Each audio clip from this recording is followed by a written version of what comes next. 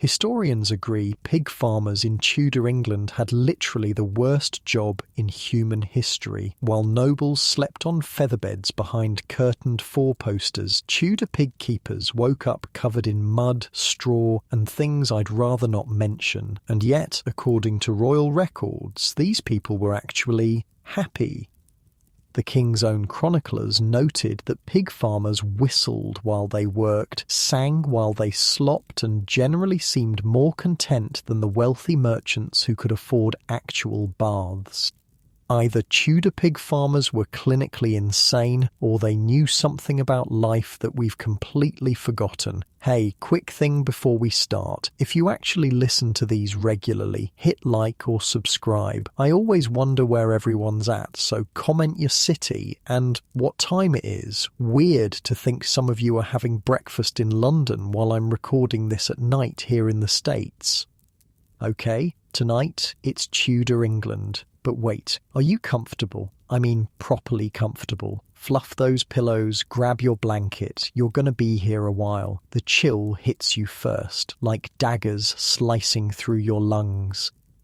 Even before your eyes snap open, your body knows something's wrong. The damp straw underneath you has worked its way through your threadbare wool blanket during the night, and now your back is pressed against the hard-packed earthen floor. January in England, 1536, and the frost has crept in under the door of your one-room cottage like a thief.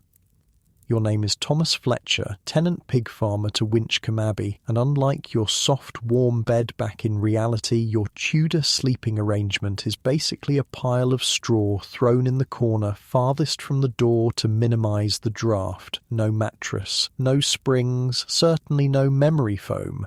You're 38 years old, which basically makes you ancient in Tudor times, and every morning your body reminds you of this fact with new and exciting pains.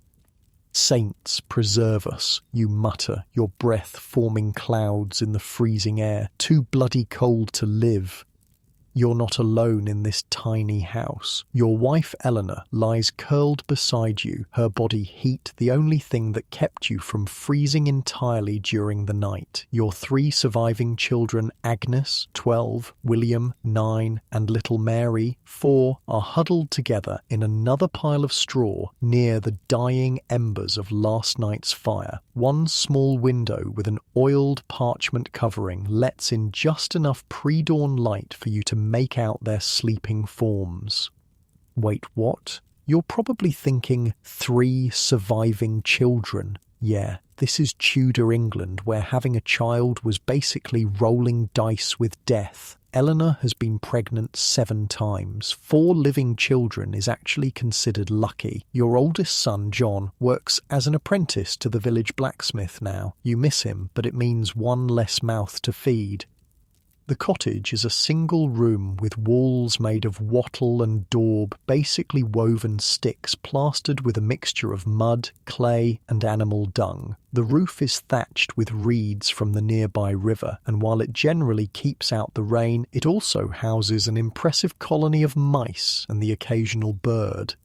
At the centre of the room is the hearth, just a circle of stones with a hole in the roof above it to let out the smoke. Emphasis on some of the smoke. The rest just hangs around inside, which explains why everything you own, including your lungs, is coated with a fine layer of soot. Thomas, Eleanor murmurs beside you, stirring. The pigs. Ah yes, the pigs. Always the pigs. You sit up, wincing as your back protests. Your knees crack like kindling as you stand, and for a moment you sway, dizzy from hunger. The last proper meal was yesterday at midday, and even that was just a hunk of brown bread and some turnip pottage. January is always the hardest month. The winter stores are running low, and it'll be months before the new crops come in.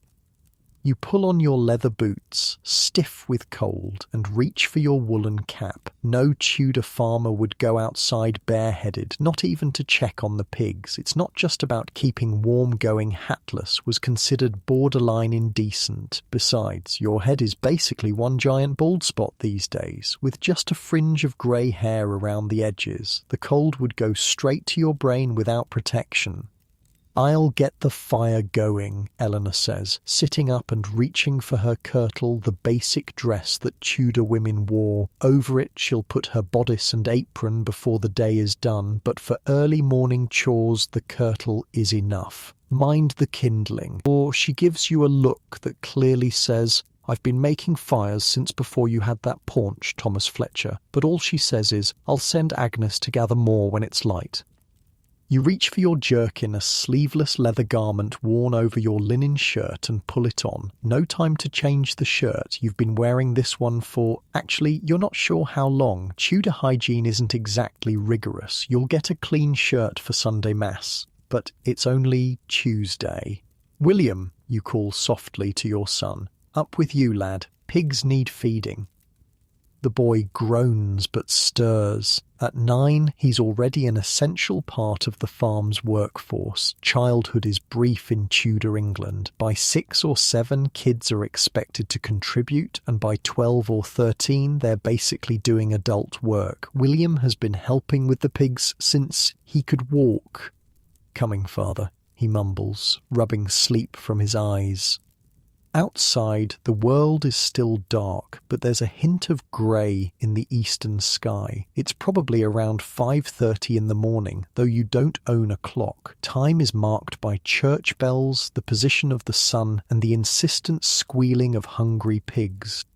And speaking of pigs, yours are already awake and demanding breakfast with an ungodly chorus of grunts and squeals. Your pig enterprise consists of 2 breeding sows, a boar, and currently 11 piglets of various ages, plus 1 old sow that's destined for slaughter come Martinmas in November.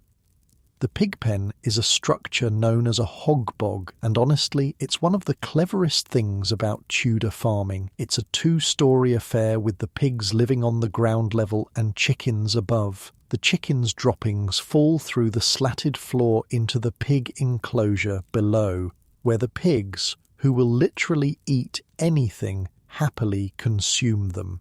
It's efficient, if disgusting by modern standards.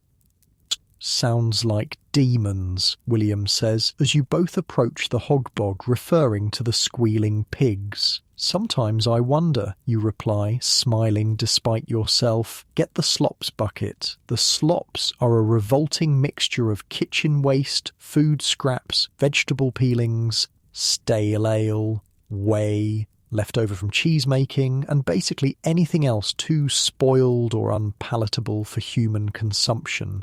Tudor pigs weren't fed expensive grain, they were nature's garbage disposals.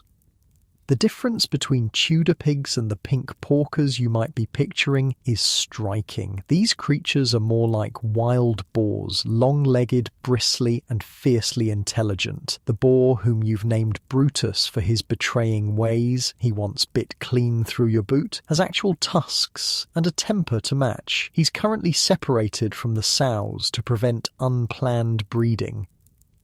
"Stay back from Brutus," you warn William unnecessarily. The boy is wary of the boar after seeing what those tusks did to a neighbour's dog that got too close to the pen. As you swing open the rough wooden gate to the sow enclosure, the smell hits you like a physical force.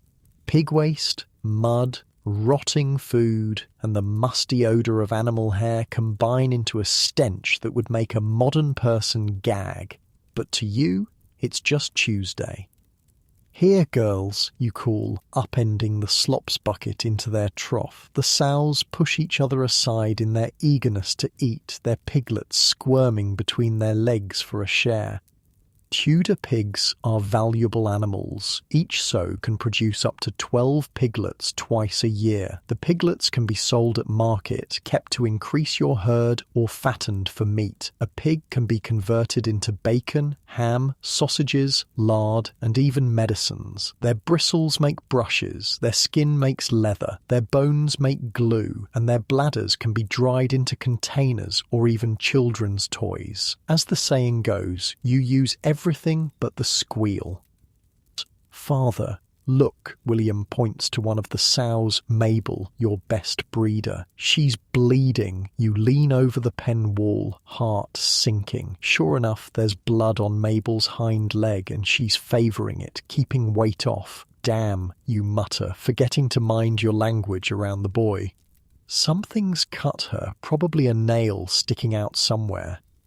This is a serious problem. In an age before antibiotics, even a small wound can fester and kill a valuable animal, and Mabel is very valuable indeed, worth almost as much as your cottage itself. What do we do? William asks, wide-eyed. We'll need to clean it, you say, calculating quickly. Get the small rope from the hook by the door. While William runs to fetch the rope, you climb over the pen wall, sinking ankle-deep in muck. Mabel eyes you suspiciously. Though somewhat domesticated, these pigs are still half wild and can be dangerous when injured or frightened. Easy, girl, you murmur, approaching slowly with your hand outstretched. Easy now. When William returns with the rope, you fashion a quick snare and, with a deftness born of long practice, loop it around Mabel's snout. She squeals in protest, but the snare keeps her from biting as you examine the wound. It's a nasty gash, probably from a broken board with a nail or splinter. These hogbogs require constant maintenance, but wood is expensive and you've been patching rather than replacing. Hold her steady, you tell William, who grabs the rope with both hands, planting his feet. From your belt pouch, you take a small jar of salve, a mixture of honey, which prevents infection, and comfrey, which speeds healing. Eleanor makes it each summer when the herbs are fresh, storing it in clay pots for the winter. It's one of many home remedies that Tudor farmers rely on, having no access to doctors or apothecaries except in dire emergencies. Mabel screams when you apply the salve, a sound so human-like it raises goosebumps on your arms. The other pigs grow agitated, rushing around the pen and adding their voices to the unholy chorus. Almost done, you assure the pig, though of course she doesn't understand. You wrap a strip of linen around her leg, tying it securely. It won't stay on long, pigs are too clever and determined for that, but it might keep the wound clean for a few crucial hours.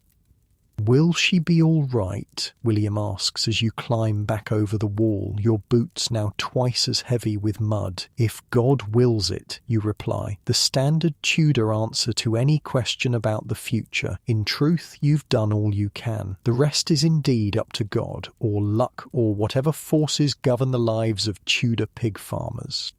As you secure the gate, you notice the first proper light of dawn breaking over the fields. The monastery bells ring out prime, the first canonical hour of the day, roughly 6 a.m. Your day has officially begun, though you've already been working for half an hour. We need to fix that pen today, you tell William as you head back to the cottage for a meagre breakfast. Can't risk losing Mabel. The boy nods seriously. At 9, he already understands the precariousness of your existence. One dead sow could mean the difference between surviving the winter and starving. Back at the cottage, Eleanor has the fire blazing, its warm light turning the humble space almost cozy. Agnes is grinding grain in a small hand quern for the day's bread, while little Mary plays with a corn dolly on the floor. Mabel's hurt her leg, you inform Eleanor as you enter. Used some of the honey salve. She nods, not looking up from the pot she's stirring. Bad? Bad enough, you reply, warming your hands by the fire. Breakfast is a simple affair, a thin porridge made from oats, flavoured with a precious pinch of salt. No sugar, of course. Sugar is for the nobility, not for tenant farmers. You eat from wooden bowls with wooden spoons, sitting on three-legged stools around the fire. We'll need to repair the hogbog today, you tell Eleanor between mouthfuls, the south wall's rotting through. The steward's coming, she reminds you, for the quarter rent. You suppress a groan. The monastery of Winchcombe owns this land, and you pay rent quarterly, part in money, part in goods. January's payment includes one of your precious piglets, which cuts into your profits significantly. Which one will we give, you ask, though you already know the answer. The spotted male, Eleanor replies. He's the smallest, you nod. It makes sense to keep the largest, healthiest piglets for breeding or fattening, but it still stings to give away an animal you've raised from birth. As the family finishes breakfast, you outline the day's tasks. William will help you repair the hogbog. Agnes will take the sheep to pasture and gather kindling. Eleanor will work on spinning wool, a vital secondary income for the household. Little Mary is still too young for serious work, though she'll help Eleanor by carding wool. And after the hogbog is fixed, you continue, we need to check the forest edge for fallen branches. We're low on firewood. Technically, the forest belongs to the monastery too, and taking timber is forbidden, but fallen branches are generally overlooked, especially for a tenant in good standing. Still, you'll send William rather than going yourself. A child is more likely to receive mercy if caught. As you speak, there's a knock at the door, a rare enough occurrence to silence the whole family. Eleanor rises to answer it, smoothing her kirtle nervously. The door opens to reveal Brother Thomas, a young monk from the monastery who serves as assistant to the steward. His brown habit is clean and neat, a stark contrast to your mud-spattered clothing. "Good morrow, Mistress Fletcher," he says politely, though his nose wrinkles slightly at the cottage's smoky interior and unwashed occupants. "Brother Thomas," Eleanor curtsies, "we weren't expecting the steward until afternoon." "Steward Blackwell has been delayed at the miller's," Brother Thomas explains. "He sent me to inform you that he'll come tomorrow instead." You feel a wave of relief. One more day to prepare the piglet for transfer and to scrape together the coin portion of your rent. "Thank you for the message," you say, rising from your stool. "Will you take some ale before you go?" It's the polite thing to offer, though your ale stores are precious. Ale is safer to drink than water from the communal well, which is often contaminated. Brother Thomas shakes his head. "I must return to the monastery for terse prayers. That would be the third canonical hour, around 9 a.m. But I've been instructed to tell you that the abbot is pleased with your pig enterprise. It seems your methods of breeding are producing heartier stock than some other tenants." This unexpected praise makes you stand a little straighter. The abbot's approval could mean first choice of land when new plots become available, or perhaps a reduction in rent. "We're grateful for his grace's notice," you reply, trying not to sound too eager. "Please convey our thanks." After Brother Thomas departs, the family exchanges excited glances. Recognition from the monastery is rare and valuable. "Does this mean we can keep the spotted piglet?" William asks hopefully. "Oh no," you sigh. "Rent is rent, but perhaps next quarter we might negotiate better terms." With breakfast finished and the unexpected visit concluded, it's time to begin the day's labour in earnest. You check the position of the sun. It's climbing toward mid-morning.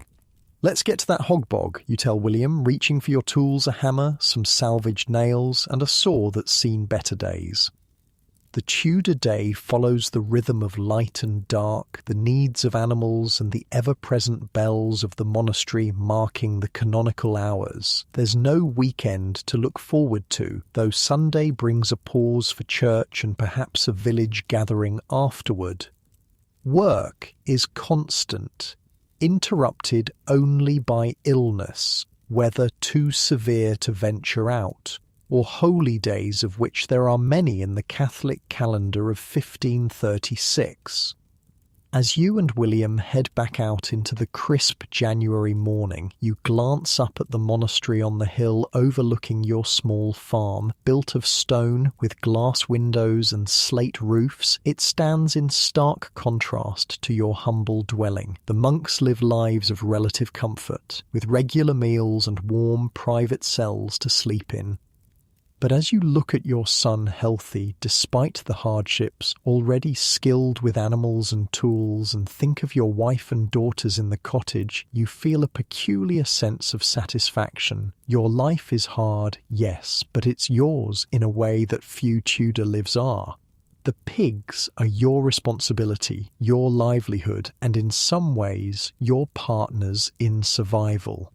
"Come on, lad," you say to William, clapping him on the shoulder. "Those pigs won't wait all day."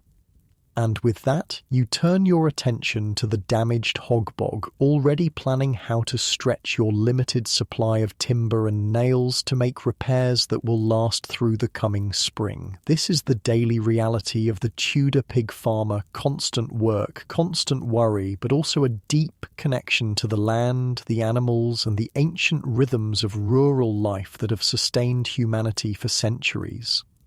For now, though, there's Mabel's leg to check, a pen to fix, and a day's work ahead before you can return to your pile of straw in the corner of a smoky cottage. And somehow, despite everything, or perhaps because of it, you wouldn't trade places with anyone. Not even with someone who has a real bed. The broken board in the hog bog isn't just a problem, it's a potential disaster.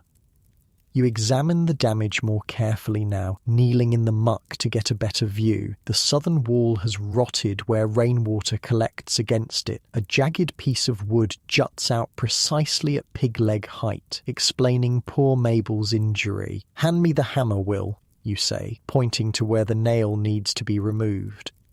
William passes you the tool, a crude iron hammerhead attached to a wooden handle with leather straps. Like most Tudor tools, it's handmade, expensive, and passed down through generations. Your father used this same hammer and his father before him. "Why don't we just build a new pen?" William asks, watching you struggle with the rusty nail. "This one's falling apart." You laugh, but there's no humour in it. "With what, lad? Magic timber that grows overnight?" The boy looks down, embarrassed. You immediately regret your sharpness. "Look," you say more gently, "a new hog bog would need at least 20 good boards. That's half a tree. We'd need the abbot's permission to fell a tree that size, plus we'd have to pay the woodcutter, the sawyer." You trail off, seeing he understands. "We make do with what we have," William finishes for you. It's practically the family motto. Tudor England runs on wood. It's the primary building material, the main fuel source, and the basis for countless tools and implements. But it's also strictly controlled. The great forests that once covered the country are dwindling, with the best timber reserved for shipbuilding and construction for the wealthy. For a tenant farmer to build even a simple hog bog requires either substantial payment or permission from the landowner. "Here," you say, handing William a small knife. "Whittle down these edges while I pull the nails. Sharp wood is what got Mabel in this state." As the boy sets to work smoothing the splintered edges, you extract the rusted nails carefully. Each one is precious iron, is expensive, and you'll straighten and reuse every nail you remove. The January sun climbs higher, providing little warmth but better light for your work. The monastery bells ring out for sext, marking midday. You've been working on the hogbog for hours and your back protests every movement, but the repairs are coming along. "Thomas!" Eleanor's voice calls from the direction of the cottage. "Visitors!" You straighten up, wincing, and peer over the hogbog wall. Coming up the muddy track toward your farm are two figures, a man and a woman, leading a small spotted pig on a rope. "Saints preserve us," you mutter. "It's Henry and Joan Cook." The Cooks are your nearest neighbours, fellow pig farmers who rent from the monastery. Henry is a square-built man with a perpetual scowl, and Joan is thin and sharp-featured, known for her cutting gossip. They're not exactly friends, but in a small farming community, everyone depends on everyone else to some degree. "Master Fletcher," Henry calls, raising a hand in greeting. "God give you good day." "And to you?" you reply, climbing out of the hogbog. You're covered in mud and pig muck, hardly presentable for visitors, but they won't expect otherwise. "What brings you this way?" Henry gestures to the pig. "Brought this young boar for your inspection. Joan's brother raised him over Windrush way. Thought he might make good breeding stock for both our farms." You approach the animal with interest. It's a young boar, about 8 months old, with unusual spotted markings and a sturdy frame. Good breeding stock is always valuable, and introducing new bloodlines prevents the problems that come from inbreeding. "He's a fine-looking animal," you admit, squatting to examine the boar more closely. "Strong haunches, good teeth." "His mother had litters of 12, Joan offers, clearly proud of the connection. "All healthy." "What's the arrangement you're thinking?" you ask cautiously. Nothing comes free in Tudor England, especially not a healthy young boar. Henry scratches his beard. "Thought we might share him. I keep him through spring and summer. You take him fall and winter. Split the stud fees, if others want to use him. It's a good offer. Your current boar, Brutus, is getting old and increasingly dangerous. A new breeding male with proven lineage could significantly improve your pig enterprise." "And the cost?" you ask, already mentally calculating what you can afford. 4 shillings, Henry says. 2 from you, 2 from me. You try not to wince visibly. 4 shillings is a substantial sum, about what you'd earn for 2 fat pigs at market, but split between 2 farms and considering the potential return, "I'll need to discuss it with Eleanor," you say, which is both true and a way to avoid committing immediately. "But I'm interested." Henry nods, understanding the caution. "No rush. We thought you might want to see him before the Candlemas Fair. Joan's brother is bringing more stock then." The mention of Candlemas February 2nd, just weeks away, reminds you of the turning wheel of the year. Candlemas marks the midpoint between winter solstice and spring equinox. It's when the breeding season for pigs traditionally begins, in preparation for fall births. "Will you take some ale before you go?" you offer, following the custom of hospitality. "Gladly," Henry accepts. "It's thirsty work walking in this cold." The 4 of you, William, Henry, and Joan, head toward the cottage, leaving the young boar tied to a post near the hogbog. You notice William eyeing the animal with interest. "He's a beauty, isn't he?" the boy whispers. "That he is," you agree, "and half the price of what we'd pay at the Candlemas Fair."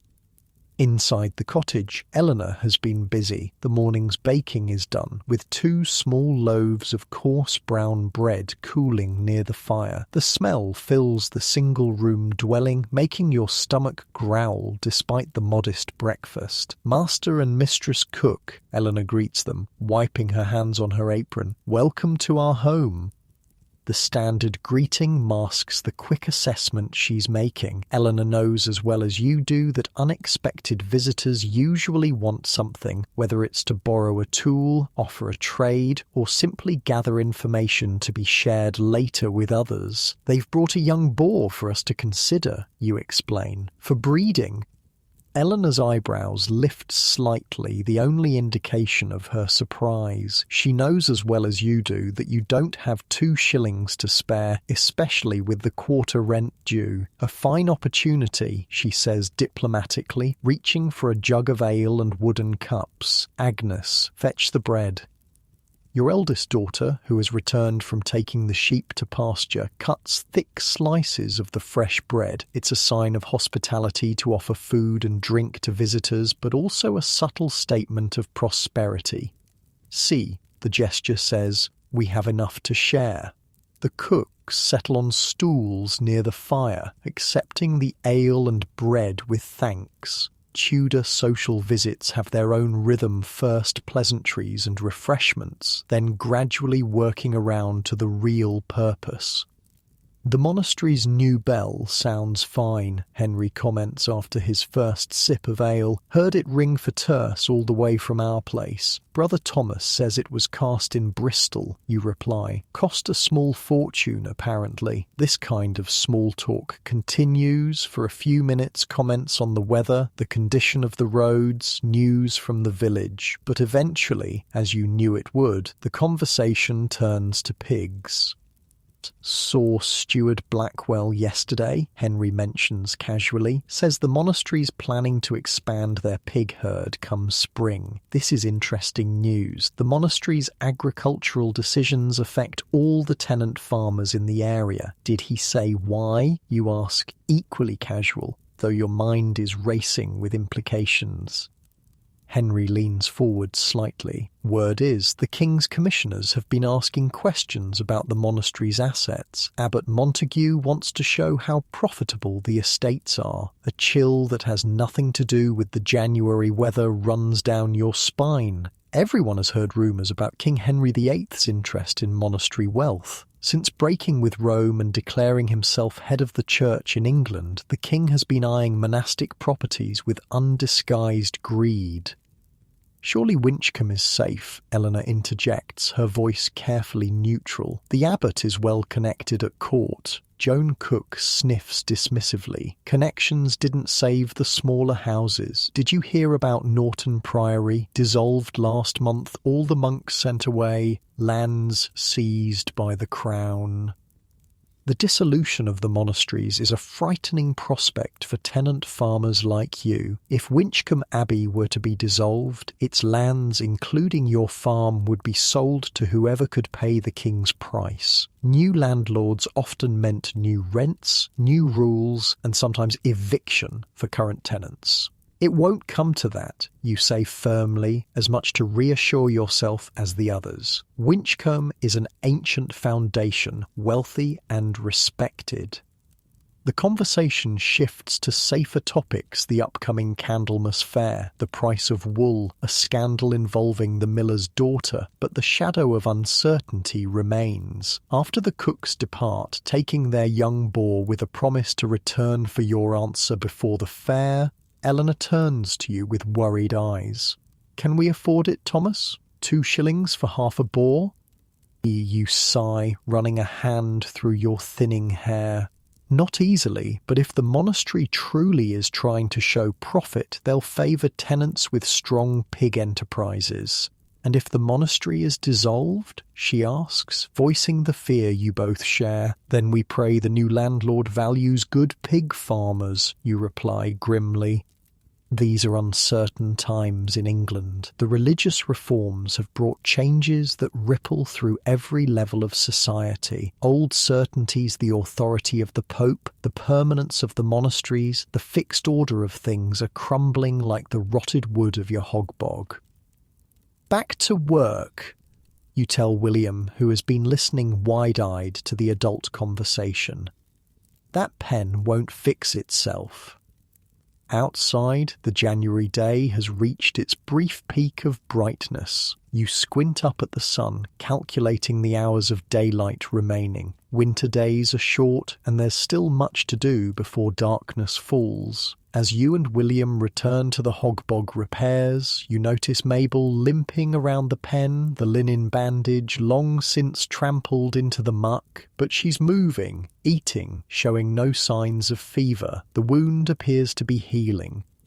"She'll be all right," William says confidently, following your gaze. "Seems so," you agree, relieved. A healthy sow is essential to your livelihood. The repair work continues through the afternoon. You replace the worst of the rotted boards with pieces salvaged from an old cart that broke beyond repair last harvest. It's not perfect, but it will hold.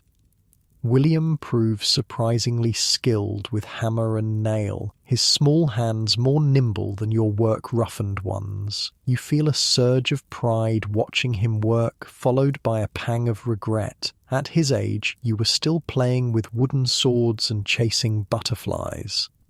The dissolution of the monasteries isn't the only change in Tudor England. Childhood itself seems to be shrinking, compressed by economic necessity. "Father," William says suddenly, breaking into your thoughts, "if we get the new boar, can I be in charge of him?" The question takes you by surprise. "In charge?" "Of feeding him and training him to come when called," the boy explains eagerly. John Parker says his father's boar comes to a whistle. John Parker is the son of a relatively wealthy farmer who owns his land outright rather than renting. The comparison makes you uncomfortable, but you hide it with a smile.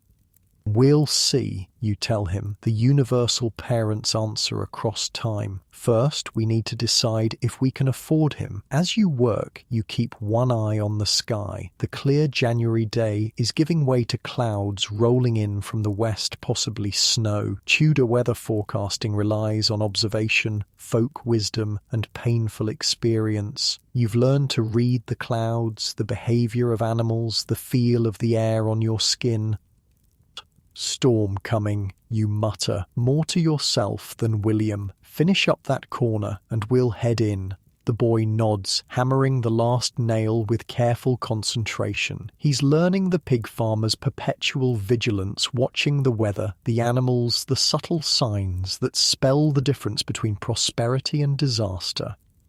With the hog-bog repairs complete, or at least complete enough to prevent further injuries, you survey your small pig empire with critical eyes. The sows are healthy, the piglets growing well. Even old Brutus, isolated in his own small pen, seems content, snuffling through a pile of rotting vegetables.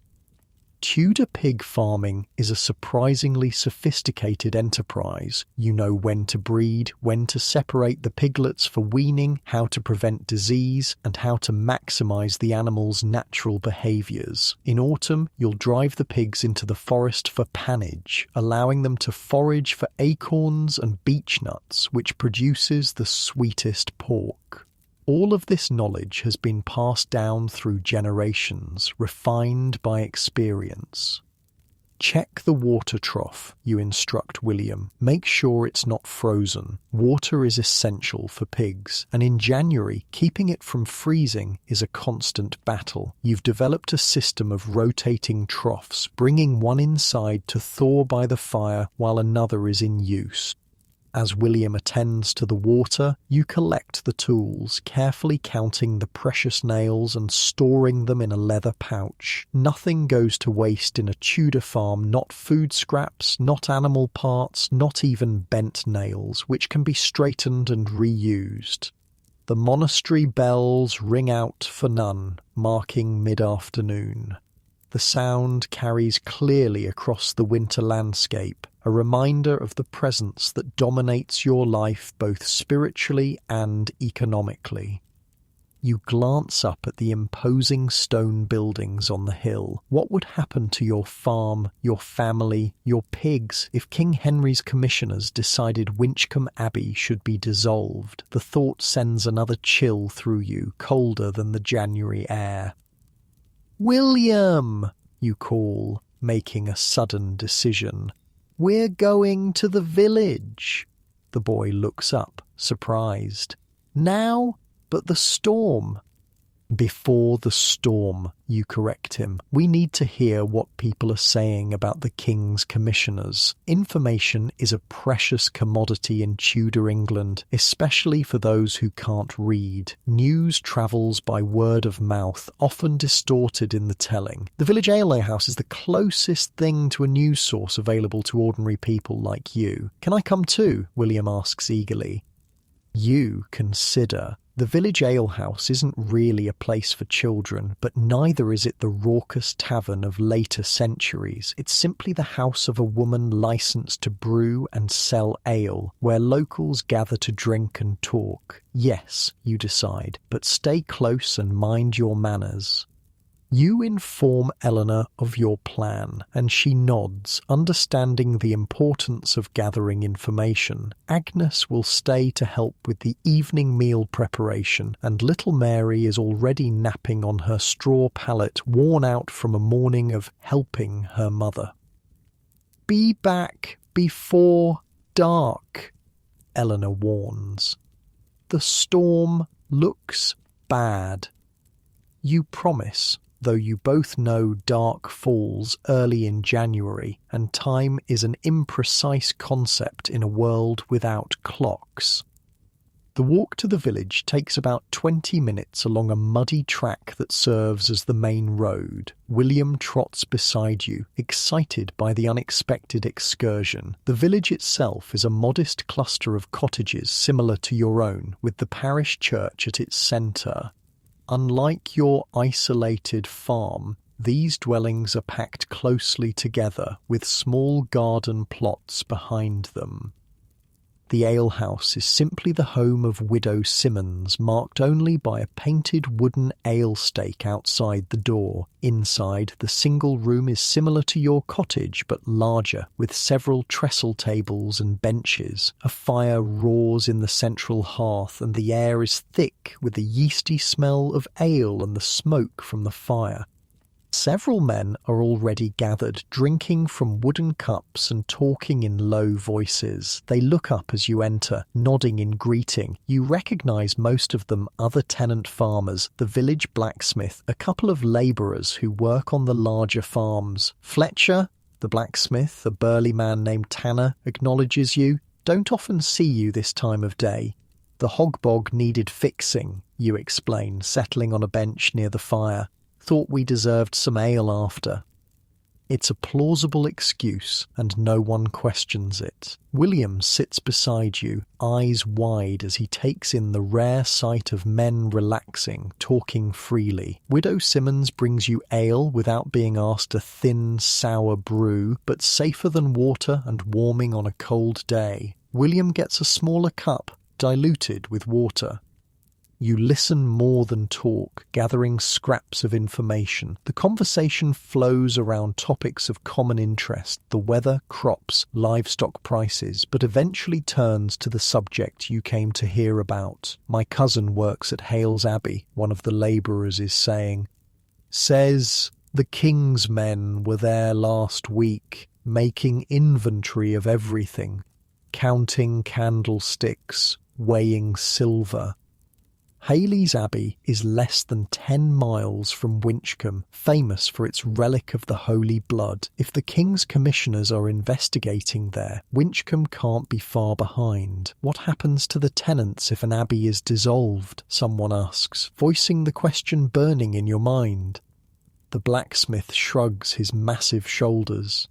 Depends who buys the land. Some new lords keep the old tenants, just raise the rents. Others clear the land for sheep.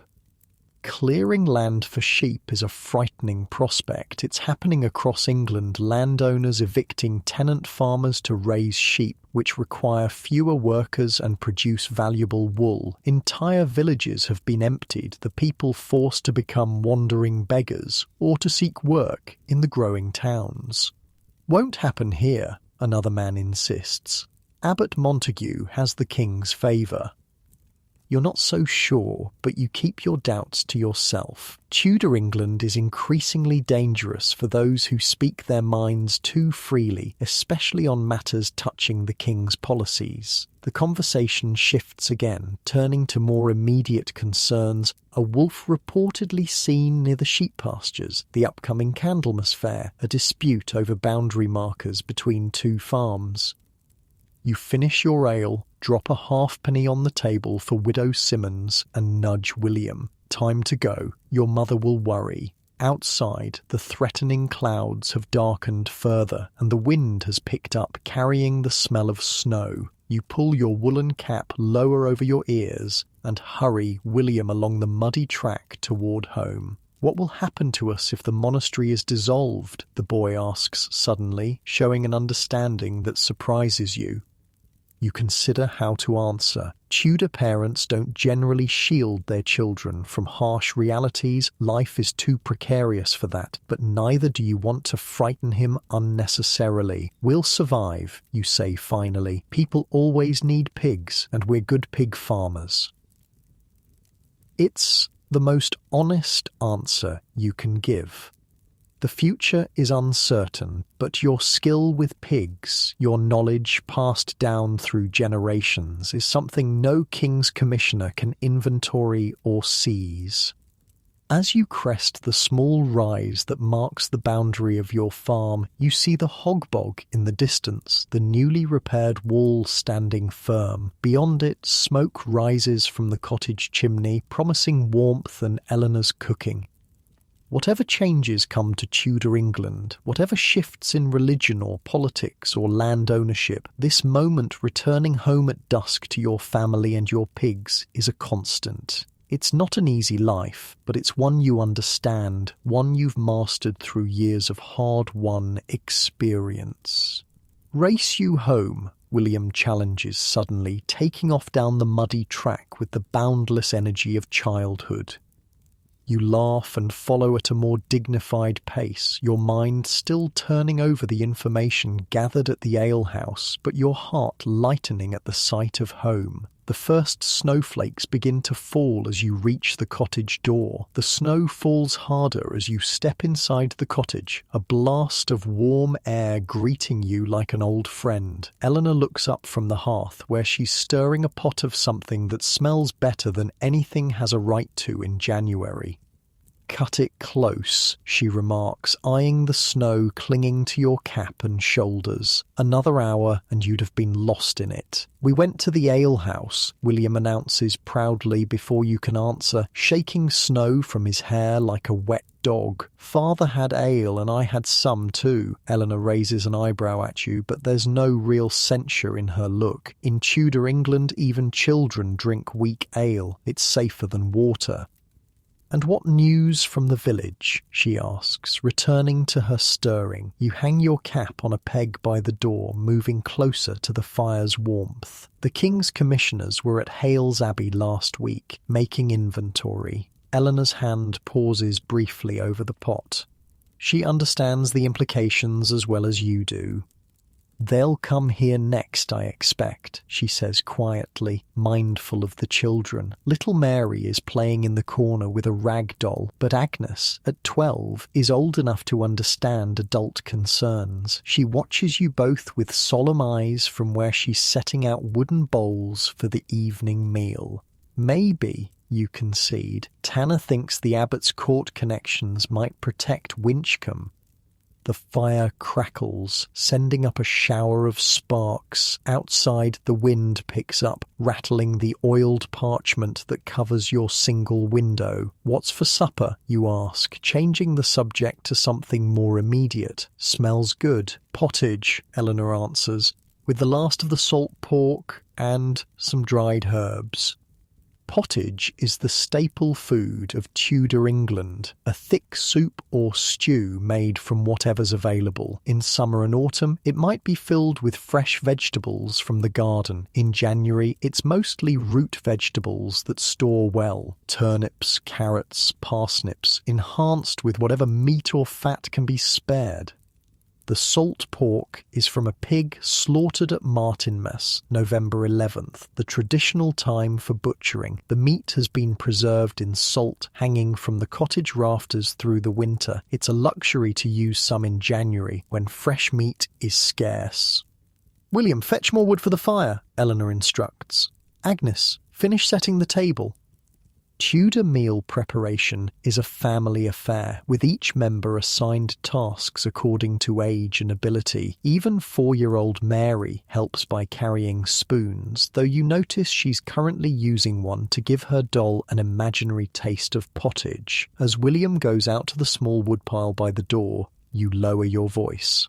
Henry Cook came by with a young boar, offering to share ownership for 2 shillings. Eleanor's eyes widened slightly. 2 shillings? With the quarter rent due?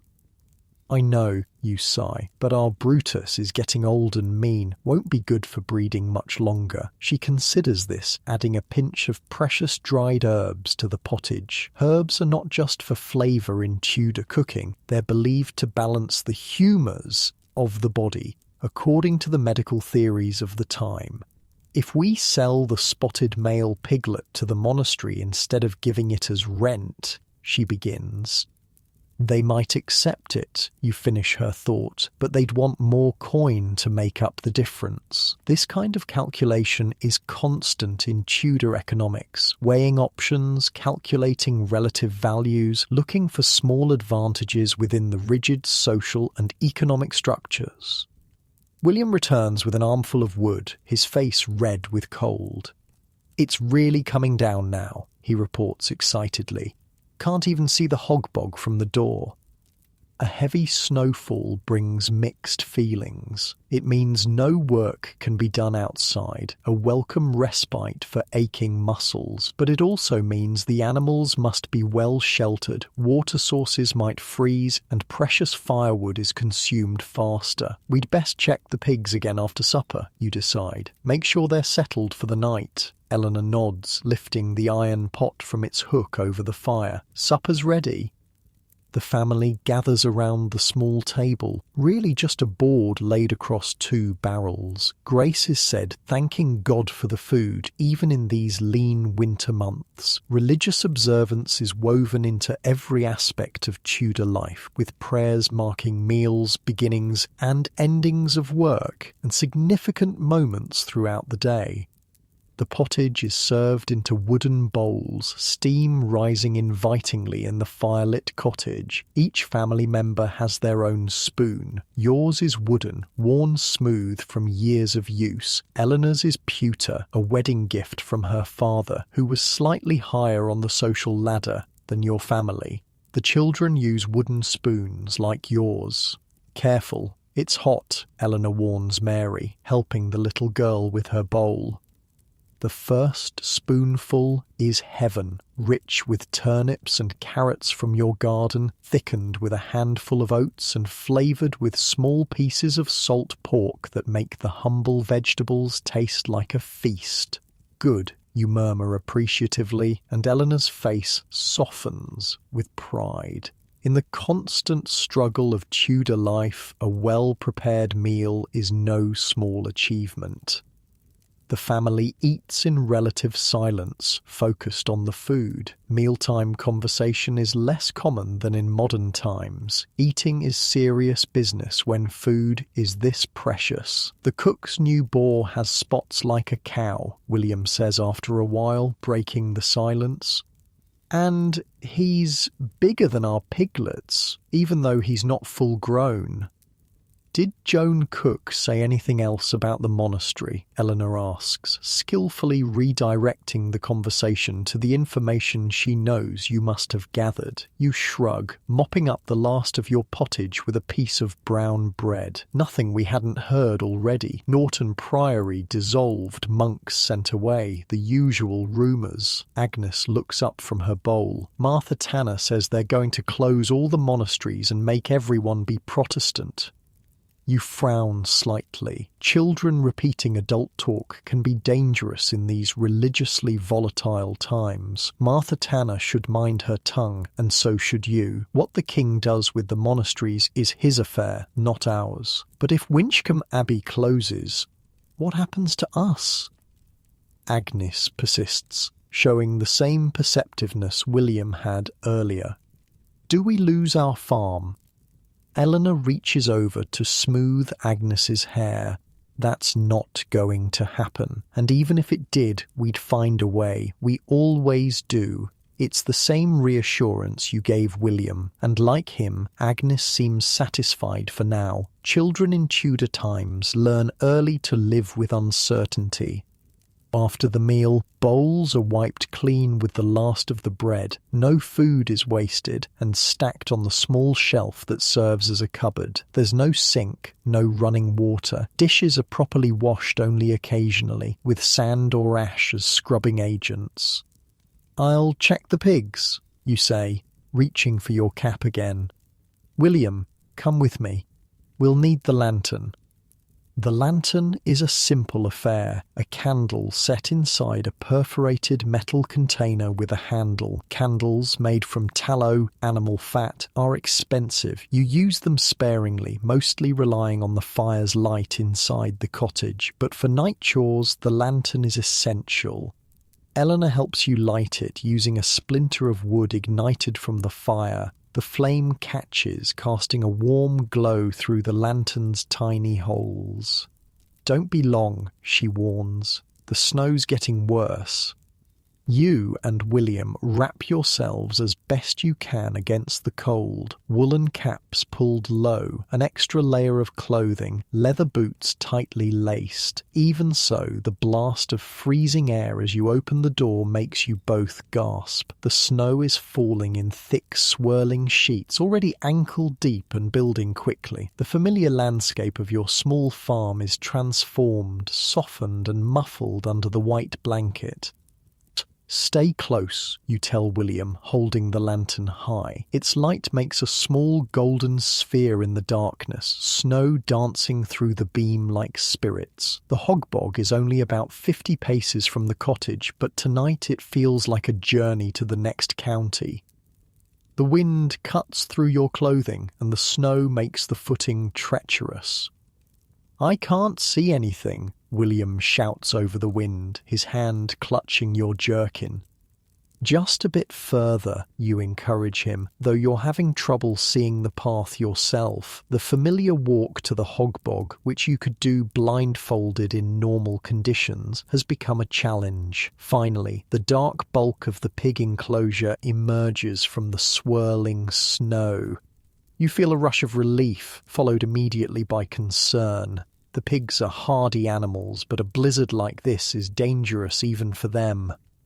The covered portion of the hog bog provides some shelter, but you need to make sure all the animals are inside, not caught in the open part of the pen. "Hold the lantern," you instruct William, passing him the light as you climb over the wall into the pen.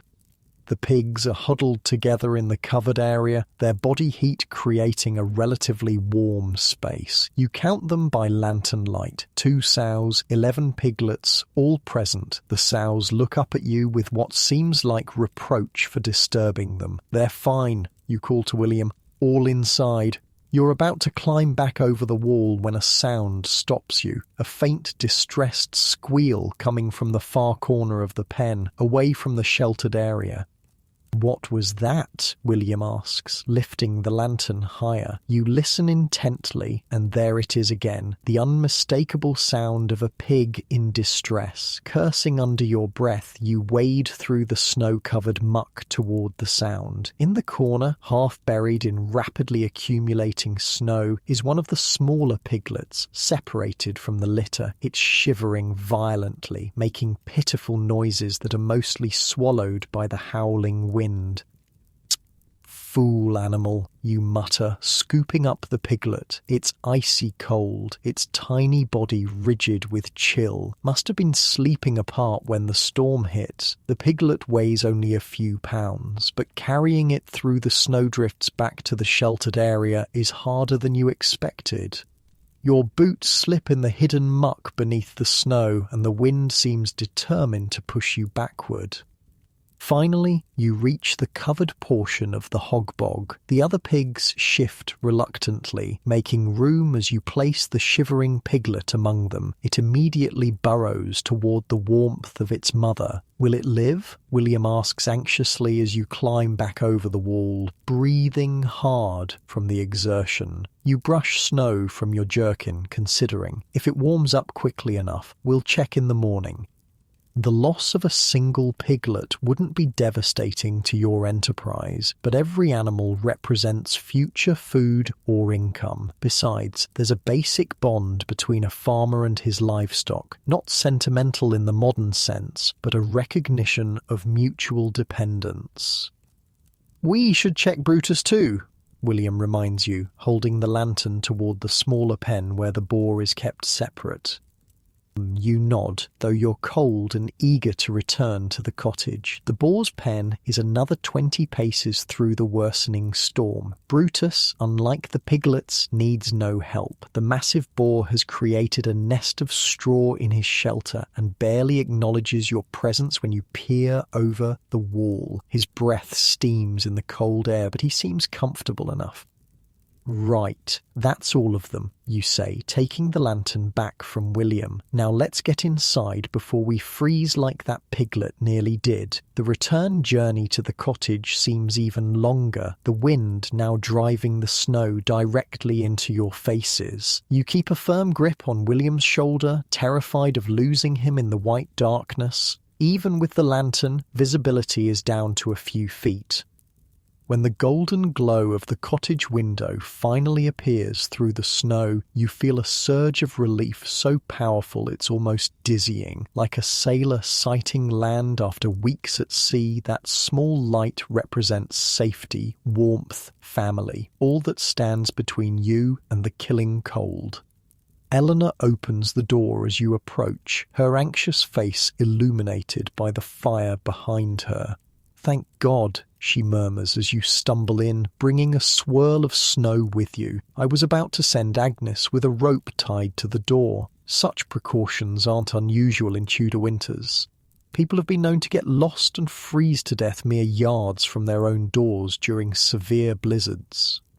"The pigs are fine," you report, stamping snow from your boots. "Found one piglet half frozen, but got it back with the others." William strips off his snow-covered cap and outer garments, moving directly to the fire. His face is red with cold, his hair plastered to his head with melted snow. "It was an adventure," he declares, though his shivering belies the brave words. "We could hardly see the hog-bog, even with the lantern." Eleanor wraps a woolen blanket around his shoulders, shooting you a look that says, "Next time, go alone." But she knows as well as you do that in Tudor farming, children learn by doing, even in dangerous conditions. It's how you learned, and your father before you. "Into dry clothes, both of you," she instructs. "I've kept the pottage warm." Changing clothes in a Tudor cottage is a simple affair. There are no separate rooms for privacy. The family simply turns their backs while each member changes, a courtesy rather than true privacy. Your dry clothes are simply another set of similar garments. Woolen hose, linen shirt, woolen jerkin. The materials are the same, only drier. Once changed, you settle by the fire with a fresh bowl of warmed pottage. The storm rages outside, wind howling around the cottage and snow occasionally sifting down through the thatched roof. But inside, the fire crackles cheerfully and the family is together and safe. If the snow keeps up, we won't be able to open the door by morning, you observe, listening to the wind. Eleanor nods, already thinking ahead to the challenges a heavy snowfall brings. "We have enough food for a few days, and the pigs? They have shelter, and they were fed today," you assure her. "They'll be hungry by tomorrow, but they won't starve if we can't reach them for a day." Tudor farmers are accustomed to planning for weather emergencies. Every winter brings storms that might trap a family indoors for days at a time. Food is stored, firewood is stacked by the door, and everyone knows how to endure the enforced idleness of a snow day. "If we're snowed in tomorrow, we can work on the spinning," Eleanor says, glancing at her distaff and spindle in the corner. Spinning wool into thread is a constant task for Tudor women, providing both clothing for the family and a product to sell or barter. "And I can finish carving the new spoon." you add. Small woodworking projects are saved for just such occasions, items needed by the household that can be made indoors during bad weather. The children listen to this planning with mixed feelings. A snow day means no outdoor chores, but it also means indoor tasks and the boredom of confinement. "Can you tell us a story if we're snowed in?" Mary asks hopefully, climbing onto your lap now that you've finished eating. "Perhaps," you agree, settling her more comfortably. "The one about how grandfather outsmarted the wolf?" Mary nods eagerly. Tudor children's entertainment comes primarily from storytelling, family histories, folk tales, and religious stories passed down orally. There are no books in your cottage, and even if there were, only Agnes has learned some basic reading at the parish church school. The evening settles into its familiar rhythm. Eleanor spins by firelight, her skilled hands drawing out wool fibres and twisting them into thread. Agnes works on a simple embroidery project, decorative stitches on a piece of linen that will eventually become a collar. William whittles a small piece of wood, trying to shape it into an animal, and Mary dozes on your lap.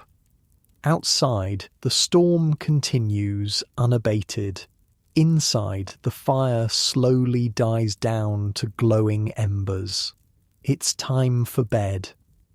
"Right," you say, gently shifting Mary to wake her. "Let's bank the fire and get some sleep." Banking the fire is an essential nightly ritual. A Tudor household can't afford to let the fire go out completely. Fire starting is difficult and time-consuming. Instead, the embers are covered with ashes to keep them smouldering through the night, ready to be uncovered and built up again in the morning. Eleanor spreads the ashes carefully while you check that the door is securely barred. The single window is already shuttered against the night and the storm. The sleeping arrangements are simple. You and Eleanor share a straw mattress in one corner covered with woolen blankets. The children have their own piles of straw nearby, similarly covered. In wealthier households, there might be proper bedsteads, but for a tenant farmer, this arrangement is standard. "Will the monastery still expect the rent tomorrow with the snow?" Agnes asks as she settles into her makeshift bed. "The steward won't travel in this any more than we would," you assure her. "They'll wait for the roads to clear." This small reprieve is one of the few benefits of the storm. The quarter rent is a constant pressure, and even a few days' delay can be helpful. The family performs one final ritual before sleep. Prayers. Tudor religious observance is woven throughout the day, but evening prayers are particularly important. You lead, reciting the Pater Noster, Our Father, and Ave Maria in Latin as you were taught, though the religious landscape of England is shifting toward English prayers under King Henry's reforms. Prayer complete, the family settles for the night. The cottage is dark except for the faint red glow of the banked fire. Outside, the storm howls, but inside, wrapped in woolen blankets on beds of straw, the Fletcher family prepares for sleep. "Thomas," Eleanor whispers once the children's breathing has steadied into sleep, "do you really think the monastery might be dissolved?" In the darkness, you can't see her face, but you can hear the worry in her voice. It's rare for Eleanor to express fear. She's the steady centre of the family, practical and resilient. "I don't know," you admit quietly. "The king needs money for his wars, and the monasteries are rich. But Winchcombe has powerful friends." "If it happens," she begins. "If it happens, we'll face it," you interrupt gently. "We're good farmers. Pigs need tending whether the land belongs to a monastery or a new lord. It's the same reassurance you've given the children, and like them, Eleanor seems to accept it, at least for now." She shifts closer to you on the shared mattress, her warmth a comfort against the winter night. Sleep comes quickly after a day of physical labor. Your last conscious thought is a hope that the lost piglet survives the night, huddled with its siblings in the straw of the hog bog. In the precarious balance of Tudor farming, every animal matters, every crop counts, every day brings new challenges to overcome. As you drift into sleep, the sound of the storm gradually fades from your awareness. Tomorrow will bring its own concerns. Snow to shovel, animals to feed, repairs to make. But for now, surrounded by your sleeping family in your humble cottage, you are as secure as any Tudor farmer can hope to be. The last thing you notice before sleep claims you is that the howling of the wind has taken on an almost musical quality, rising and falling like the plainchant you hear at Sunday Mass. It's oddly soothing, this wild lullaby of the winter storm singing the Tudor pig farmer to his well-earned rest. Outside, the snow continues to fall, transforming the landscape into a white wilderness. The hog bog, the cottage, the monastery on the hill, all are slowly disappearing under the relentless accumulation, becoming mere shapes in a world turned suddenly, blindingly white. Morning comes with an eerie silence. No bird calls, no distant monastery bells, no squealing pigs demanding breakfast. Just the muffled stillness that follows a heavy snowfall. You wake slowly, your body stiff from sleeping on straw that's gradually compacted through the night. Beside you, Eleanor is already stirring, her internal clock as reliable as any monastery timekeeper. "It's stopped," she whispers, meaning the storm. You listen, and she's right. The howling wind that sang you to sleep has died completely, leaving behind that distinctive winter hush. The cottage is frigid, the banked fire has burned down to the faintest glow, and your breath forms clouds in the cold air. This is the reality of Tudor winter mornings, the shock of cold as you leave the relative warmth of shared blankets. "I'll get the fire up," you murmur, reluctant but resolute. It's the man's job to revive the morning fire in most Tudor households, while the woman begins preparations for the day's first meal.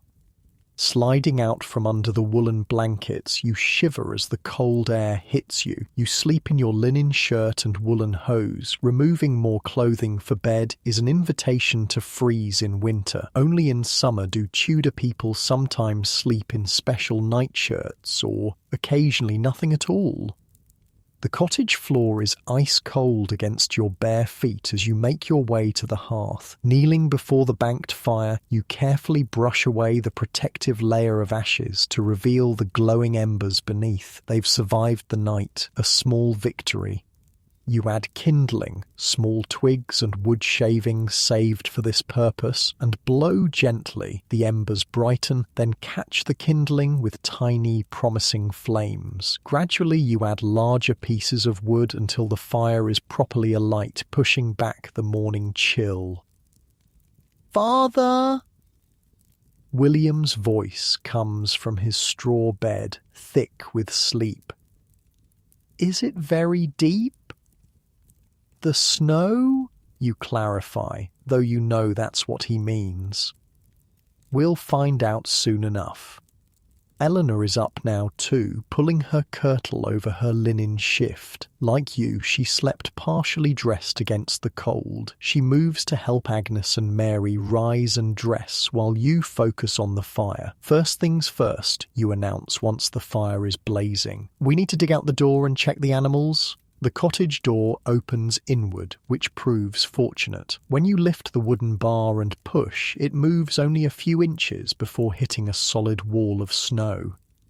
"Saints preserve us," you mutter, peering through the narrow opening. The snow has drifted against the cottage, nearly reaching the top of the door. "We'll have to dig our way out," you tell the family, who have gathered behind you to see. "William, fetch the wooden shovel." The shovel is a simple tool carved from a single piece of wood used primarily for moving grain, but it will serve for snow as well. Tudor tools are often multi-purpose by necessity. Metal is expensive, and specialized equipment is a luxury few farmers can afford. I'll make breakfast while you dig, Eleanor decides, turning to the food stores kept in a wooden chest. You'll need something hot before tackling the hog bog. While you and William take turns scraping snow away from the door, creating a narrow passage outward, Eleanor prepares a simple breakfast of oat porridge. Agnes helps, measuring the precious oats with careful attention. Even a spoonful wasted could be missed by winter's end. The digging is hard work. The snow is deep and has partially frozen during the night, forming a crust that must be broken before it can be moved. Your breath comes in great white clouds as you labour, and sweat forms under your woolen cap despite the cold. "It's like digging through stone," William complains after his turn, his small face red with exertion. "Keep at it," you encourage him. "Think of the hungry pigs." After nearly an hour of effort, you've created a passage from the door, a narrow canyon through snow that's waist-high on you and chest-high on William. The world outside is transformed, familiar landmarks hidden under smooth white drifts. The morning sun glints off the snow with painful brightness. "Look at the hog bog," William gasps, pointing. The pig enclosure is barely visible, just the top of its fence and roof showing above the snow. The path you cleared last night is completely gone, filled in by the continuing storm after you return to the cottage. "At least the covered part should have kept them dry," you say, trying to sound more confident than you feel. A night in wet conditions could mean sick pigs, or worse. "Breakfast first," Eleanor calls from the doorway. "You'll need your strength." The porridge is simple but filling, enhanced with a drizzle of precious honey from your 2 beehives. Beekeeping is another of your small enterprises, not as central as pig farming, but important for both honey and wax. Tudor sweeteners are limited, with honey being the most accessible for common people. Sugar exists, but is a luxury for the wealthy.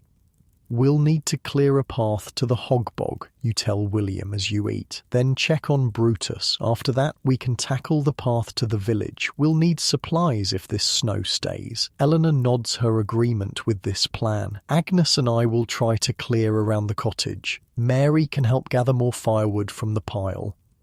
This division of labour is typical. Tudor farm families function as economic units, with each member contributing according to their abilities. Even 4-year-old Mary has her tasks, simple though they may be. After breakfast, you and William bundle up as best you can for the cold work ahead. Extra woolen socks inside your leather boots, woolen caps pulled low, and old cloaks wrapped tightly around your shoulders. Tudor winter clothing isn't specially designed for snow. You simply layer whatever you have, prioritizing wool for its ability to retain warmth even when wet. Remember, the pigs come first, you remind William as you head out. They haven't eaten since yesterday. The digging to the hog bog is even harder than clearing the doorway. The snow is deeper in the open farmyard, with drifts taller than you in some places. You and William take turns breaking through the crust with a wooden staff, then shoveling a narrow path forward. The sun climbs higher as you work, providing some warmth but also making the snow blindingly bright. Your eyes water from the glare, and you frequently pause to wipe them. "The monks say this is what heaven looks like," William comments during one such pause, gesturing at the pristine white landscape stretching to the horizon, all white and shining. "If heaven involves this much digging, I'm not sure I want to go," you reply dryly, making the boy laugh. It takes most of the morning to reach the hog bog. By the time you arrive, your arms and back are aching, and both of you are soaked with sweat despite the freezing temperature. The physical toll of Tudor life is constant, but snow adds an extra dimension of difficulty. The pigs greet your arrival with frantic squealing. They're hungry and frustrated by confinement, pressing against the fence of their enclosure as you approach. They sound healthy enough, you observe with relief. Vocal pigs are generally healthy pigs. The covered portion of the hog bog has indeed kept them dry, and their body heat, generated by a dozen animals pressed together, has created a relatively warm space. But they've had no food or fresh water since yesterday afternoon, and their trough is empty. We need to bring food from the cottage, you tell William. I'll start clearing some of this snow from the pen while you fetch the scraps bucket. While William heads back along your newly dug path, you begin the work of clearing snow from inside the pig enclosure. The animals crowd around, hampering your efforts, curious about anything new in their environment. "Back, you greedy beasts," you mutter, though without real annoyance. Their energy is a good sign after the dangerously cold night. You check each pig as you work, paying special attention to the piglet that was separated during the storm. To your relief, it seems to have recovered, nursing energetically from its mother. Pigs are surprisingly hardy animals when given basic shelter. Mabel's leg wound is also healing well, the honey salve having done its work. Tudor veterinary medicine is largely based on the same herbal remedies used for humans, adjusted for the animal's size and temperament. Experience teaches which treatments work, and this knowledge is passed down through generations. William returns with the food scraps, vegetable peelings, stale bread crusts soaked in sour milk, and the bones from last night's salt pork, picked clean but still tasty to a pig. You spread these in the cleared area, stepping back as the animals rush to eat. "What about water?" William asks, watching the feeding frenzy. You look at the frozen water trough thoughtfully. "We'll have to break the ice and refill it. But first, let's check on Brutus." The separate enclosure for the boar presents its own challenges. Snow has drifted against one wall, allowing Brutus a potential escape route if he chooses to climb the drift. Fortunately, the cold seems to have dampened his usual aggressive tendencies, and he merely watches with suspicious eyes as you clear snow from his pen. "He looks thin," William observes. You nod, assessing the boar critically. "The cold burns more energy. We'll need to increase his feed if this weather continues." This is the constant calculation of Tudor farming, balancing the needs of the animals against your limited resources. Winter is always the most challenging time, when food stores dwindle but needs increase due to the cold. With the immediate crisis of the pigs addressed, you turn to the next task, clearing a path to the village. This is essential not just for supplies, but for community support. Tudor villages function through mutual aid, especially in emergencies like severe weather. "We should see if the cooks need help too," you tell William as you begin the long process of digging toward the village path. "Their farm is more exposed than ours." William nods, understanding the unspoken rule of rural Tudor life. You help your neighbours because someday you'll need their help in return.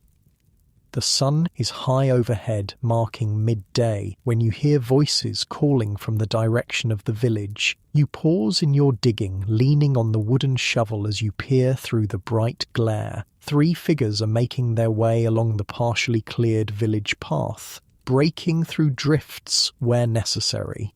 As they get closer, you recognise Henry Cook, his teenage son John, and another neighbour, Robert Fisher. "Fletcher," Henry calls, raising a hand in greeting. "You've survived then." "So far," you call back, grinning despite your exhaustion. "We were just digging our way to check on you." The men reach you, their faces red from cold and exertion, breath steaming in the winter air. Like you, they're dressed in whatever warm layers they possess, with cloth wrapped around their faces against the cold. "The village is organising a snow brigade," Robert Fisher explains after greetings are exchanged, checking on outlying farms, helping clear paths, sharing resources. This type of spontaneous community organisation is typical in Tudor England, where survival often depends on mutual support. There's no official emergency service, no government aid, just neighbours helping neighbours through crisis. How bad is it? You ask, gesturing toward the village. Worst snow in 10 years by most reckonings, Henry answers. 2 cottages near the brook had their roofs cave in from the weight. No one hurt, thank God. You cross yourself automatically at the mention of Providence, a gesture repeated by the others. Tudor religious observance is reflexive, woven into everyday speech and reaction. And the monastery? You ask, your thoughts turning to the quarter rent and the unsettling rumours of dissolution. The brothers are out helping too, Robert says. Abbots opened the monastery storehouse for those in need, and the steward sent word, no rent collections until the roads clear properly. This news brings visible relief to your face. The monastery's charity during crisis reinforces your hope that it might be spared the king's dissolution campaign. A benevolent landlord is worth preserving from a tenant's perspective. We're checking farms to the north, Henry explains. Fisher's Group is handling the east. Can you manage here, or do you need hands? You consider your situation. The pigs are fed, if not comfortable, and your family is safe and warm in the cottage. Others may be in more dire circumstances. We're managing, you assure them, but we'll join the effort once we've finished clearing our own paths. Eleanor's got a pot of pottage that could feed a few hungry diggers. The men nod appreciatively at the mention of hot food. Tudor hospitality centres on sharing whatever you have, especially in times of hardship. We'll spread the word, Fisher promises. God keep you, Fletcher. And you respond, the traditional parting. As the men continue on their way checking the next outlying farm, you turn to William with renewed energy. Let's finish this path and get back to the cottage. Your mother will want to know the news. The work continues through the afternoon, your progress slowed by increasing fatigue. Tudor physical endurance is remarkable by modern standards. A lifetime of manual labour builds strength and stamina, but even the hardiest farmer has limits. By the time you and William stagger back to the cottage, the sun is already low in the western sky. Winter days are short and darkness comes early. You've managed to clear paths to the hog bog, to Brutus's pen, and part way to the village, enough for emergency access if needed. Eleanor meets you at the door, her expression shifting from worry to relief. Thank God, she says, helping you remove your snow-crusted outer layers. I was about to send Agnes looking for you.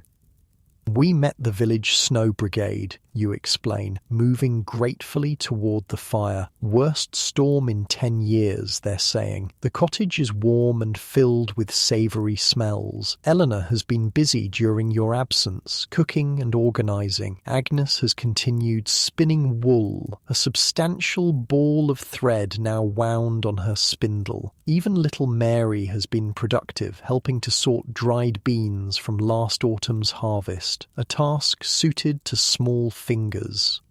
The monastery has opened its storehouse, you tell Eleanor as you warm your hands by the fire, and the steward's delayed rent collection until the roads clear. She nods, understanding the significance of both pieces of information. A small blessing from a great hardship, she comments, which sums up much of Tudor pragmatism toward misfortune. How are the pigs? She asks, ladling hot pottage into bowls for you and William.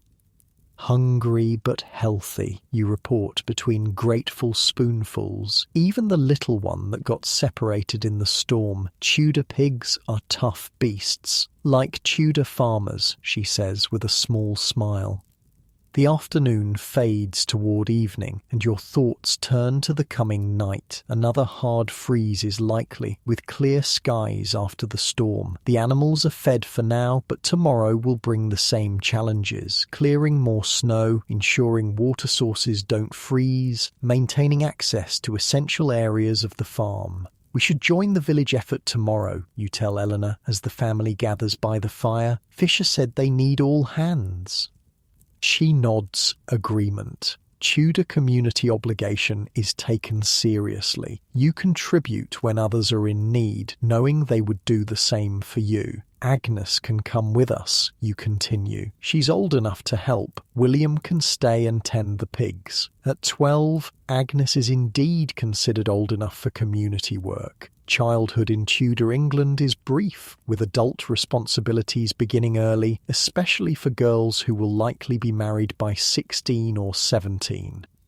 I can manage the pigs, William agrees, proud to be trusted with this responsibility. The evening settles into its usual routine, modified by the circumstances. There's no spinning tonight. Eleanor's hands are too chapped from cold and wet work. Instead, she mends a torn shirt while you work on a small carving project, a new handle for a kitchen knife that broke last week. The children are more subdued than usual, the physical demands of the day having drained their energy. Even Mary is content to sit quietly, playing with her rag doll rather than demanding stories or attention. As darkness falls completely, Eleanor prepares a simple supper, more pottage, reheated from midday with the last of yesterday's bread. Tudor meals are repetitive by modern standards, especially in winter when fresh ingredients are scarce. "Will the snow melt soon?" Agnes asks as the family eats. You consider the question, drawing on years of observation and weather lore. Not immediately, too cold for fast melting, but in a few days, if the sun stays strong, we'll see the high ground clear first. This kind of practical knowledge, how weather patterns work, how the land responds to conditions, is essential to Tudor farming success. There are no meteorological forecasts, just experience and observation passed through generations. The monastery road will clear first, you add. It's on high ground and they'll have many hands working on it. The monastery road is important for the entire community. It connects to the main highways that lead to market towns where goods can be traded. Even in normal times, the monastery maintains this road better than the smaller village paths. After supper, the family prepares for bed with the usual routine. The fire is banked for the night, prayers are said, and everyone settles onto their straw mattresses. The physical exertion of snow clearing ensures that sleep comes quickly to most. But you find yourself lying awake, staring at the dark ceiling, mind turning over problems and possibilities. The delayed rent is helpful but temporary. The rumours of monastery dissolution remain troubling. The condition of your pigs after this unexpected weather crisis will need careful monitoring. Eleanor stirs beside you, sensing your wakefulness. "What troubles you?" she whispers. "Nothing new," you assure her. "Just the usual worries, made louder by the quiet." She understands. Tudor life is precarious at the best of times. A snowstorm, a pig disease, a poor harvest, any of these could tip a family from subsistence to starvation. Add the uncertainty of changing religious and political landscapes, and sleep becomes elusive, despite physical exhaustion. "We've weathered worse," she reminds you, her hand finding yours in the darkness. And it's true. In your nearly 40 years, you've survived crop failures, livestock diseases, and political upheavals that threaten to upend rural life. The Tudor era is one of extraordinary change, but farming continues, adapting as it must to new realities. "Sleep," Eleanor murmurs. "Tomorrow needs your strength." You close your eyes, consciously relaxing each part of your body as your father taught you long ago. The technique usually works, and tonight is no exception. Gradually, the worries recede, replaced by the simple awareness of your breathing, the distant howl of a fox, the occasional pop from the banked fire. The last thought before sleep claims you is a simple observation. The pigs survived, the family is safe, and tomorrow you'll help neighbours who would help you in turn. In the complex, changing world of Tudor England, these simple constants provide a framework for living community, family, and the ancient rhythms of farming life. As you drift into sleep, snow continues to blanket your small corner of Tudor England, insulating it against the cold, muffling sounds, smoothing the rough edges of daily existence. Tomorrow will bring its challenges, but tonight, at least, there is peace in the pig farmer's cottage.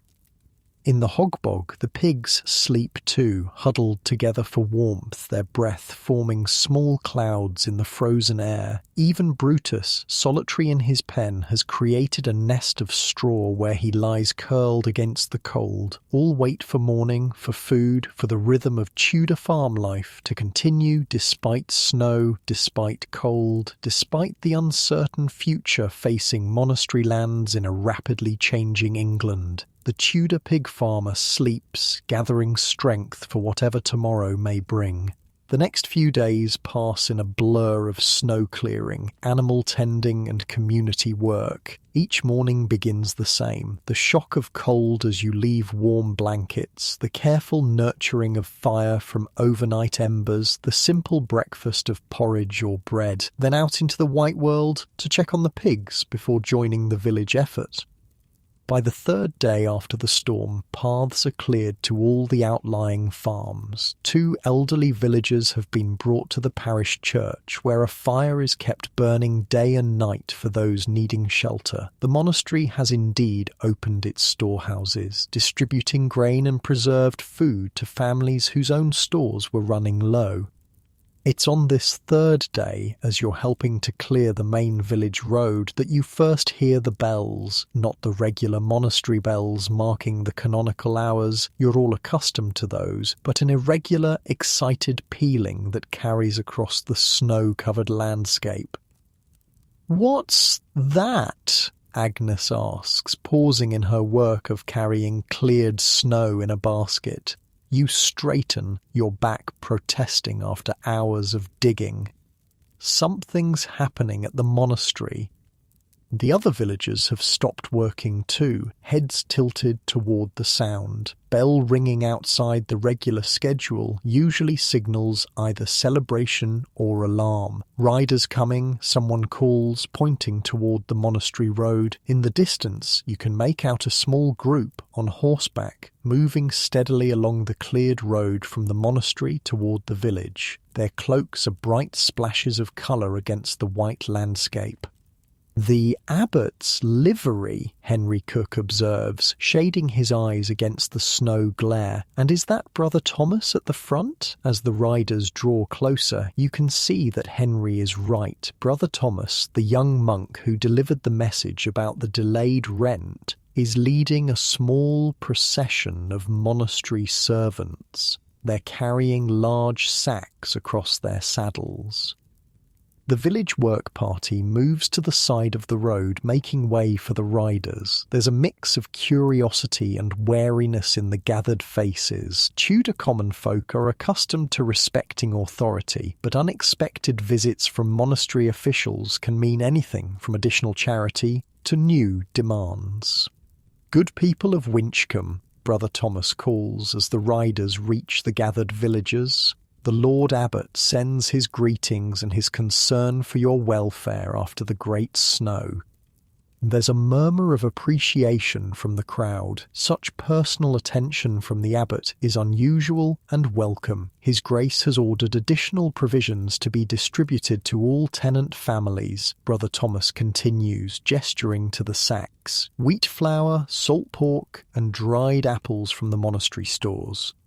This announcement brings a more enthusiastic response. Even in the best of times, such foodstuffs are valuable. After a snow emergency, when travel to markets is impossible and supplies are dwindling, they're precious indeed. Additionally, Brother Thomas raises his voice over the excited talk. His Grace announces that in light of the hardship caused by the snow, the quarter rent will be reduced by 1/3 for all tenants.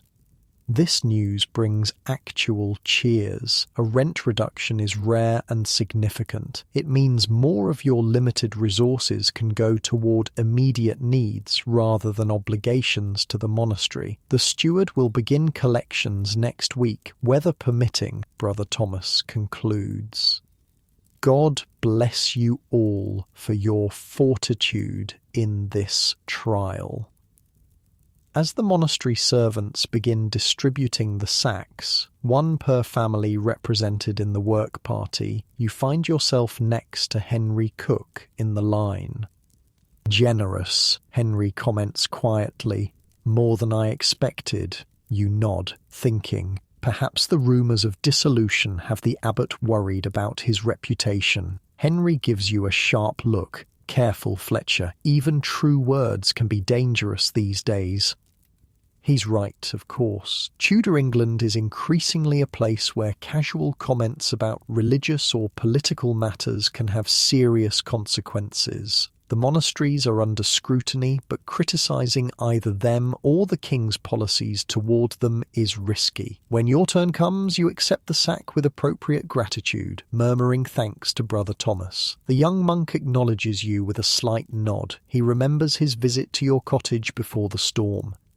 "How fares your pig enterprise, Master Fletcher?" he asks, surprising you with the personal inquiry. "Well enough, brother. Despite the snow," you reply. "God has been merciful. The abbot maintains his interest in your breeding methods," Brother Thomas says.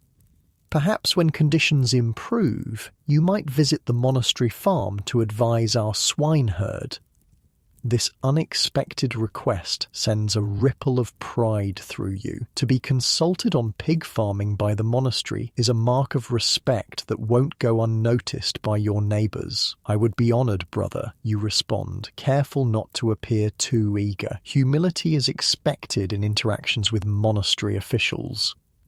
With a final blessing, Brother Thomas and his party continue through the village, ensuring every family receives their share of the provisions. The mood among the work party is noticeably lighter as digging resumes. The monastery swine advisor, Henry, teases as you return to work side by side. Next, you'll be dining with the abbot himself.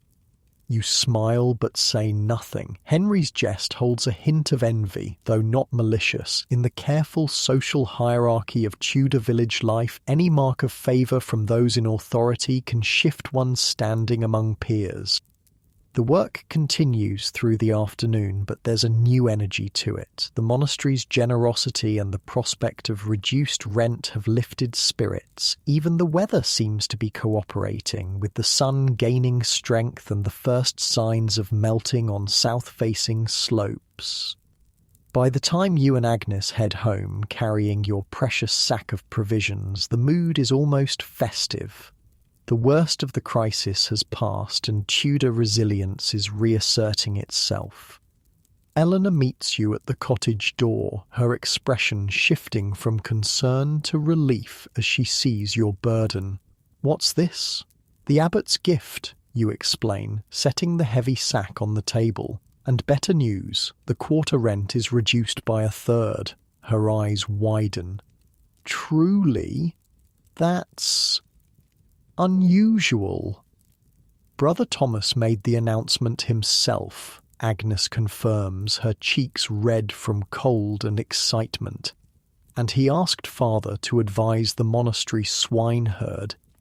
Eleanor's gaze shifts to you, questioning. You shrug, trying to appear nonchalant despite your pride. "Apparently the abbot is impressed with our pig breeding." "Well," Eleanor says after a moment, "we should thank God for such favour. It comes when much needed." While Agnes tells William and Mary about the day's events, Eleanor inspects the contents of the sack. The promised wheat flour, salt pork and dried apples are indeed inside. High-quality provisions that will significantly extend your winter stores. "This flour is finer than what we usually get," she observes, rubbing it between her fingers. "Almost white." White flour is typically reserved for wealthy households, with coarser, darker flour being the staple of common folk. This gift is not just generous, but of unusually high quality. "What do you make of it?" you ask quietly, while the children are distracted with their own conversation. Eleanor considers, her practical mind turning over possibilities. Either the abbot is truly concerned for his tenants, or Or he's worried about the king's commissioners. You finish her thought. She nods slowly. A beloved abbot with loyal tenants might be viewed more favourably. This kind of calculation is typical of Tudor thinking, where motives are rarely assumed to be purely charitable. The complex relationship between monasteries and their tenants has always involved a mixture of genuine Christian concern and practical economic management. Either way, you say pragmatically, we have flour and reduced rent. God works in mysterious ways. Eleanor smiles at this mild blasphemy. Indeed. Now, let's see what we can make with this fine flour. The children deserve a treat after all their hard work. The evening meal that night is unusually festive for a Tudor winter. Eleanor makes a simple fruit tart with some of the dried apples and precious flour, sweetened with a bit of honey. It's not the elaborate confection that might appear on a noble's table, but for your family, it's a rare luxury. Will we really go to the monastery, Father? William asks as you all savour the sweet treat. When the weather clears further, you confirm. Brother Thomas seemed quite serious about the invitation. Can I come too? The boy asks eagerly. You consider. A visit to the monastery would be educational for William, exposing him to a world beyond the farm and village, and having your son witness your role as advisor could only strengthen his respect for the family's pig farming expertise. We'll see, you say, which is neither a yes nor a no. Tudor parenting is not given to firm promises about future treats or opportunities, knowing how easily circumstances can change. After the meal, as darkness falls early on the winter day, the family gathers by the fire for the evening's activities. Tonight, instead of the usual quiet work, there's a sense of celebration that calls for stories. Tell us about grandfather and the pig race, William requests, settling cross-legged on the floor near your stool. This is a family favourite, the tale of how your father once raced a prize pig against the squire's champion at a village fair and won a silver penny that helped the family through a hard winter. Like many Tudor family stories, it combines practical information about pig handling with entertainment and a subtle lesson about cleverness overcoming disadvantage. Well, you begin, settling into the storyteller's rhythm. It was the Lammas Fair, the summer I turned 10. The children listen raptly, even though they've heard the story many times before. Tudor entertainment is largely oral and repetitive, with familiar tales gaining rather than losing value through retelling. Even Eleanor, spinning by the fire, smiles at the familiar narrative. As you reach the climax of the story, where your father's supposedly lazy pig suddenly demonstrates unexpected speed, little Mary bursts into delighted giggles. Her joy is infectious, and soon the whole family is laughing. It's a rare moment of pure pleasure in the demanding rhythm of Tudor farm life. Tomorrow will bring more snow clearing, animal tending, and preparation for the eventual thaw and the work it will bring. But tonight, warmed by the fire and the monastery's unexpected generosity, you allow yourself to simply enjoy your family's company. The next morning dawns clear and noticeably warmer. When you step outside to check the pigs, you're greeted by the steady drip of melting snow from the cottage eaves. The thaw has begun in earnest. This brings its own challenges. Melting snow means mud, flooded pathways, and potential damage to structures if the melt is too rapid. Tudor farmers view thaws with mixed feelings: relief at the end of snowbound isolation, concern about the practical problems it creates. The hog bog is already showing signs of the changing conditions. The snow inside the pen has compacted and begun to melt, creating a sloppy mixture with the ever-present mud and pig waste. The animals don't mind. Pigs are naturally drawn to wet, muddy environments, but it makes your work of feeding and checking them more unpleasant. Mabel's looking better, William observes as you both struggle through the muck to distribute the morning feed. The injured sow is indeed moving more freely, her wound healing well. She'll be ready for spring breeding, you agree, mentally calculating the timing. If bred in early spring, Mabel would farrow in summer when conditions are best for piglet survival.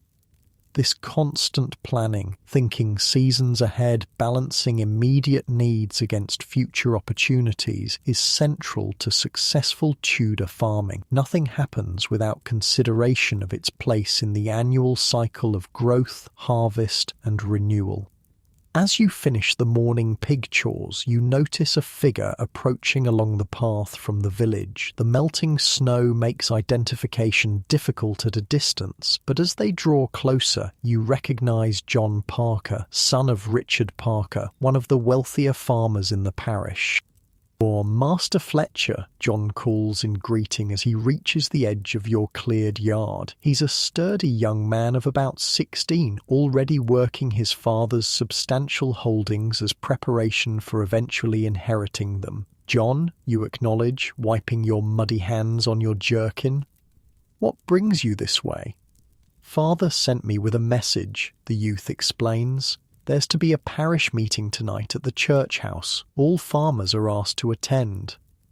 This is unexpected but not surprising. Parish meetings are a regular feature of Tudor community governance, addressing everything from road maintenance to poor relief to local disputes. After a significant event like the Great Snow, a meeting to assess damage and coordinate recovery efforts is logical. Did your father mention the purpose, you ask? John shakes his head, only that it concerns the monastery and that all tenant farmers should attend. This specific focus raises your interest. Meetings about monastery matters usually involve rent adjustments, land use regulations, or similar practical concerns. But given the current rumours about the king's interest in monastic wealth, it could be something more significant. I'll be there, you assure John. Please thank your father for sending word. After the young man departs, continuing his rounds to other outlying farms, you return to the cottage to inform Eleanor of the meeting.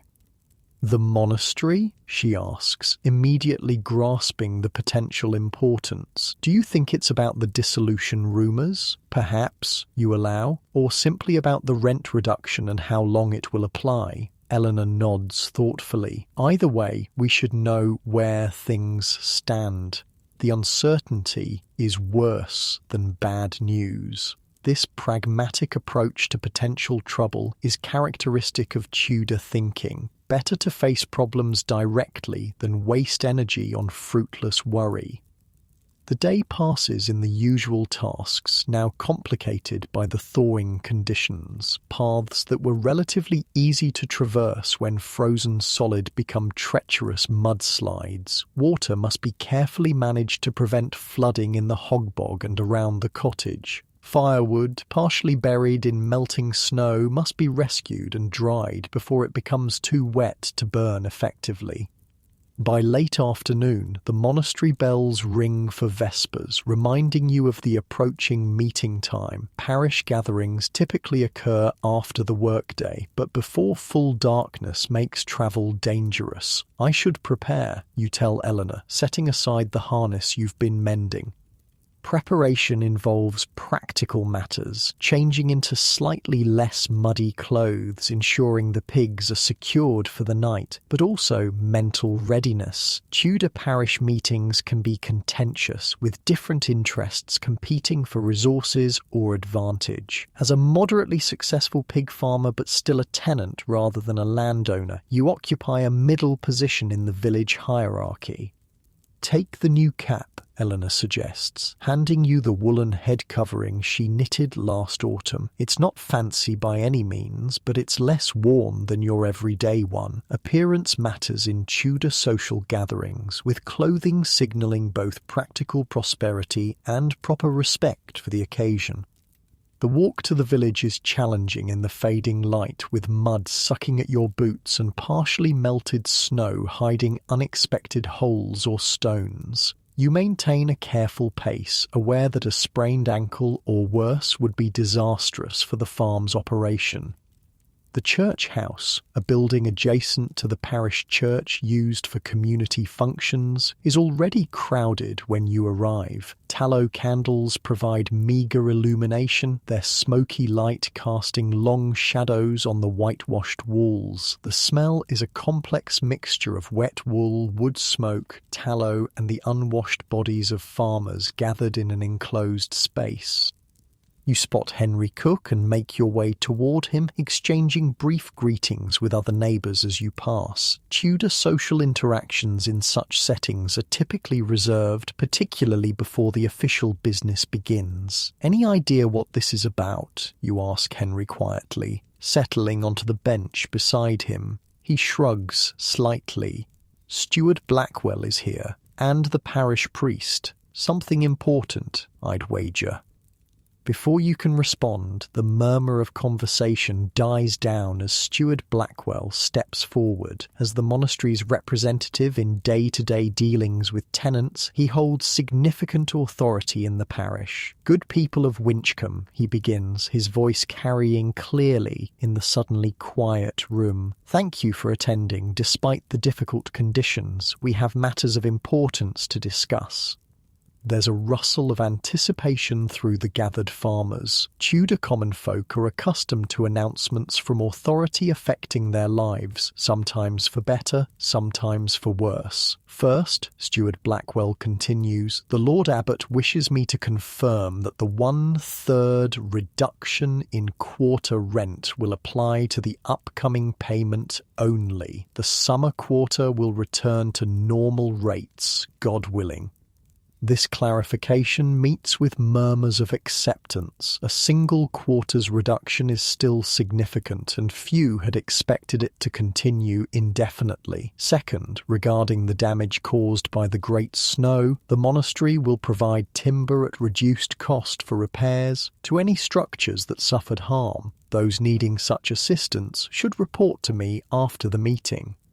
This is another unexpected generosity, as timber is valuable and strictly controlled. More murmurs, these of appreciation, pass through the crowd. Finally, and here Steward Blackwell's voice takes on a more serious tone, "I must address the rumours that have reached even our remote parish concerning the King's Commissioners and the potential dissolution of monasteries."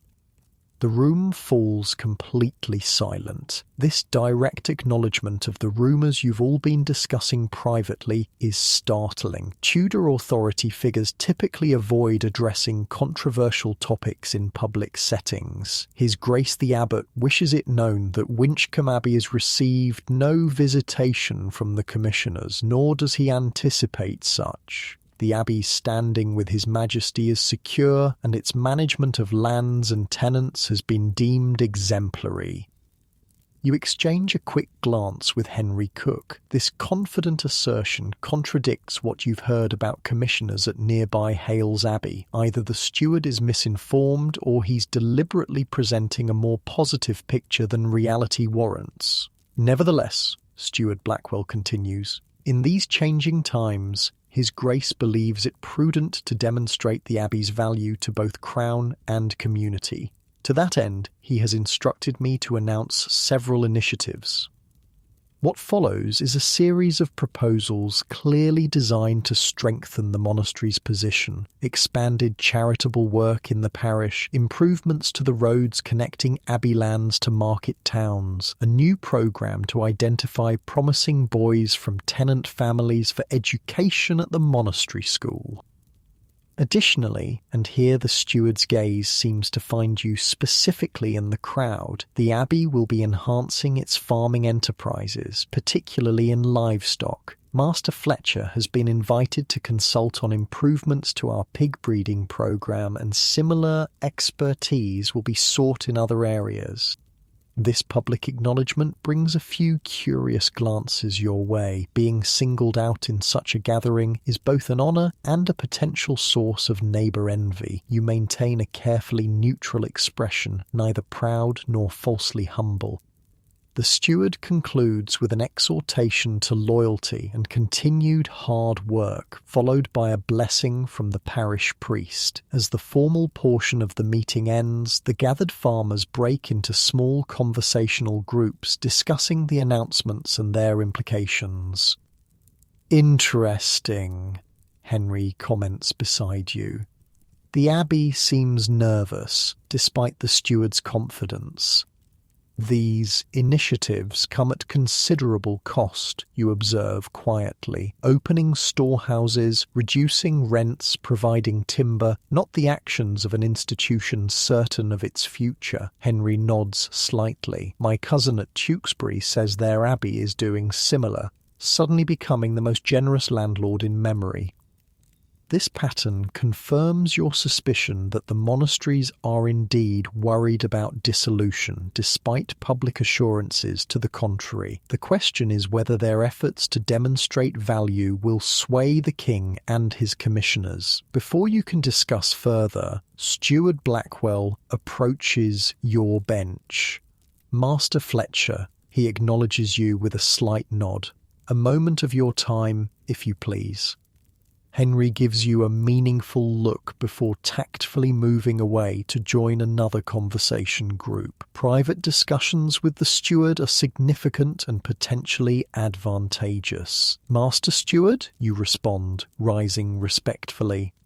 "The abbot wishes to extend his personal invitation for you to visit the monastery farm next week," the steward says without preamble. "Tuesday would be suitable if the weather holds. You may bring your son if you wish. The abbot believes in encouraging the next generation of skilled farmers." This formal invitation, delivered by the steward himself, is a step beyond Brother Thomas's casual suggestion. It represents official recognition of your farming expertise, a rare honour for a tenant. "I am honoured by His Grace's interest," you reply carefully. "Tuesday would be acceptable, weather permitting." "Excellent." The steward appears satisfied. "Brother Thomas will meet you at the monastery gate at Terce. The abbot may wish to speak with you personally after you've examined the pig enterprise." This additional detail, the possibility of a direct meeting with the abbot, is even more surprising. Tudor social hierarchies rarely allow for such cross-class interactions except in specific ceremonial contexts. After the steward moves on to speak with other farmers, you find yourself approached by several neighbours, curious about this special attention. You downplay it modestly, as Tudor social norms require, but there's no hiding the significance of the invitation.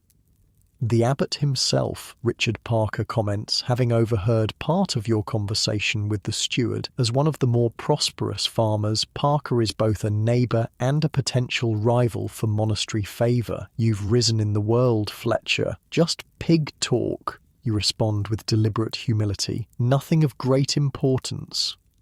Parker's expression suggests he doesn't quite believe this diminishment, but he nods acceptance of your modest stance. Still, an opportunity few receive. Make good use of it. This mixture of congratulation and subtle warning is typical of Tudor social interactions, where advancement is both admired and regarded with some suspicion by peers. The meeting gradually disperses as farmers head home, eager to return before full darkness makes the muddy paths treacherous. You walk part of the way with Henry Cook and several others, the conversation turning to practical matters of farm recovery after the snow. By the time you reach your cottage, night has fully fallen. A small light glows from the single window. Eleanor has left a rushlight burning to guide you home. Rushlights, made by dipping the pithy centre of rushes in animal fat, are cheaper than candles and commonly used by Tudor farmers for basic illumination. She's waiting up, spinning by the light while the children sleep on their straw pallets. The cottage is warm, the fire carefully maintained at just the right level, not too hot, which would waste precious fuel, but enough to keep the winter chill at bay. "What news?" she asks quietly as you remove your mud-caked boots. You summarize the meeting, including the steward's reassurances about the monastery's security and the various initiatives announced. Her face remains thoughtful as she listens, her hands continuing their steady work with the wool and spindle. "And the abbot wants to see you Tuesday," she concludes, focusing on the most personally significant information. "With William. If the weather permits, you qualify. Tudor plans are always contingent on conditions beyond human control." "It's an honour," she says, setting aside her spinning. "But I wonder at the timing. This is why you value Eleanor's partnership so deeply. She sees beyond the immediate prestige to question motives and implications, just as you do.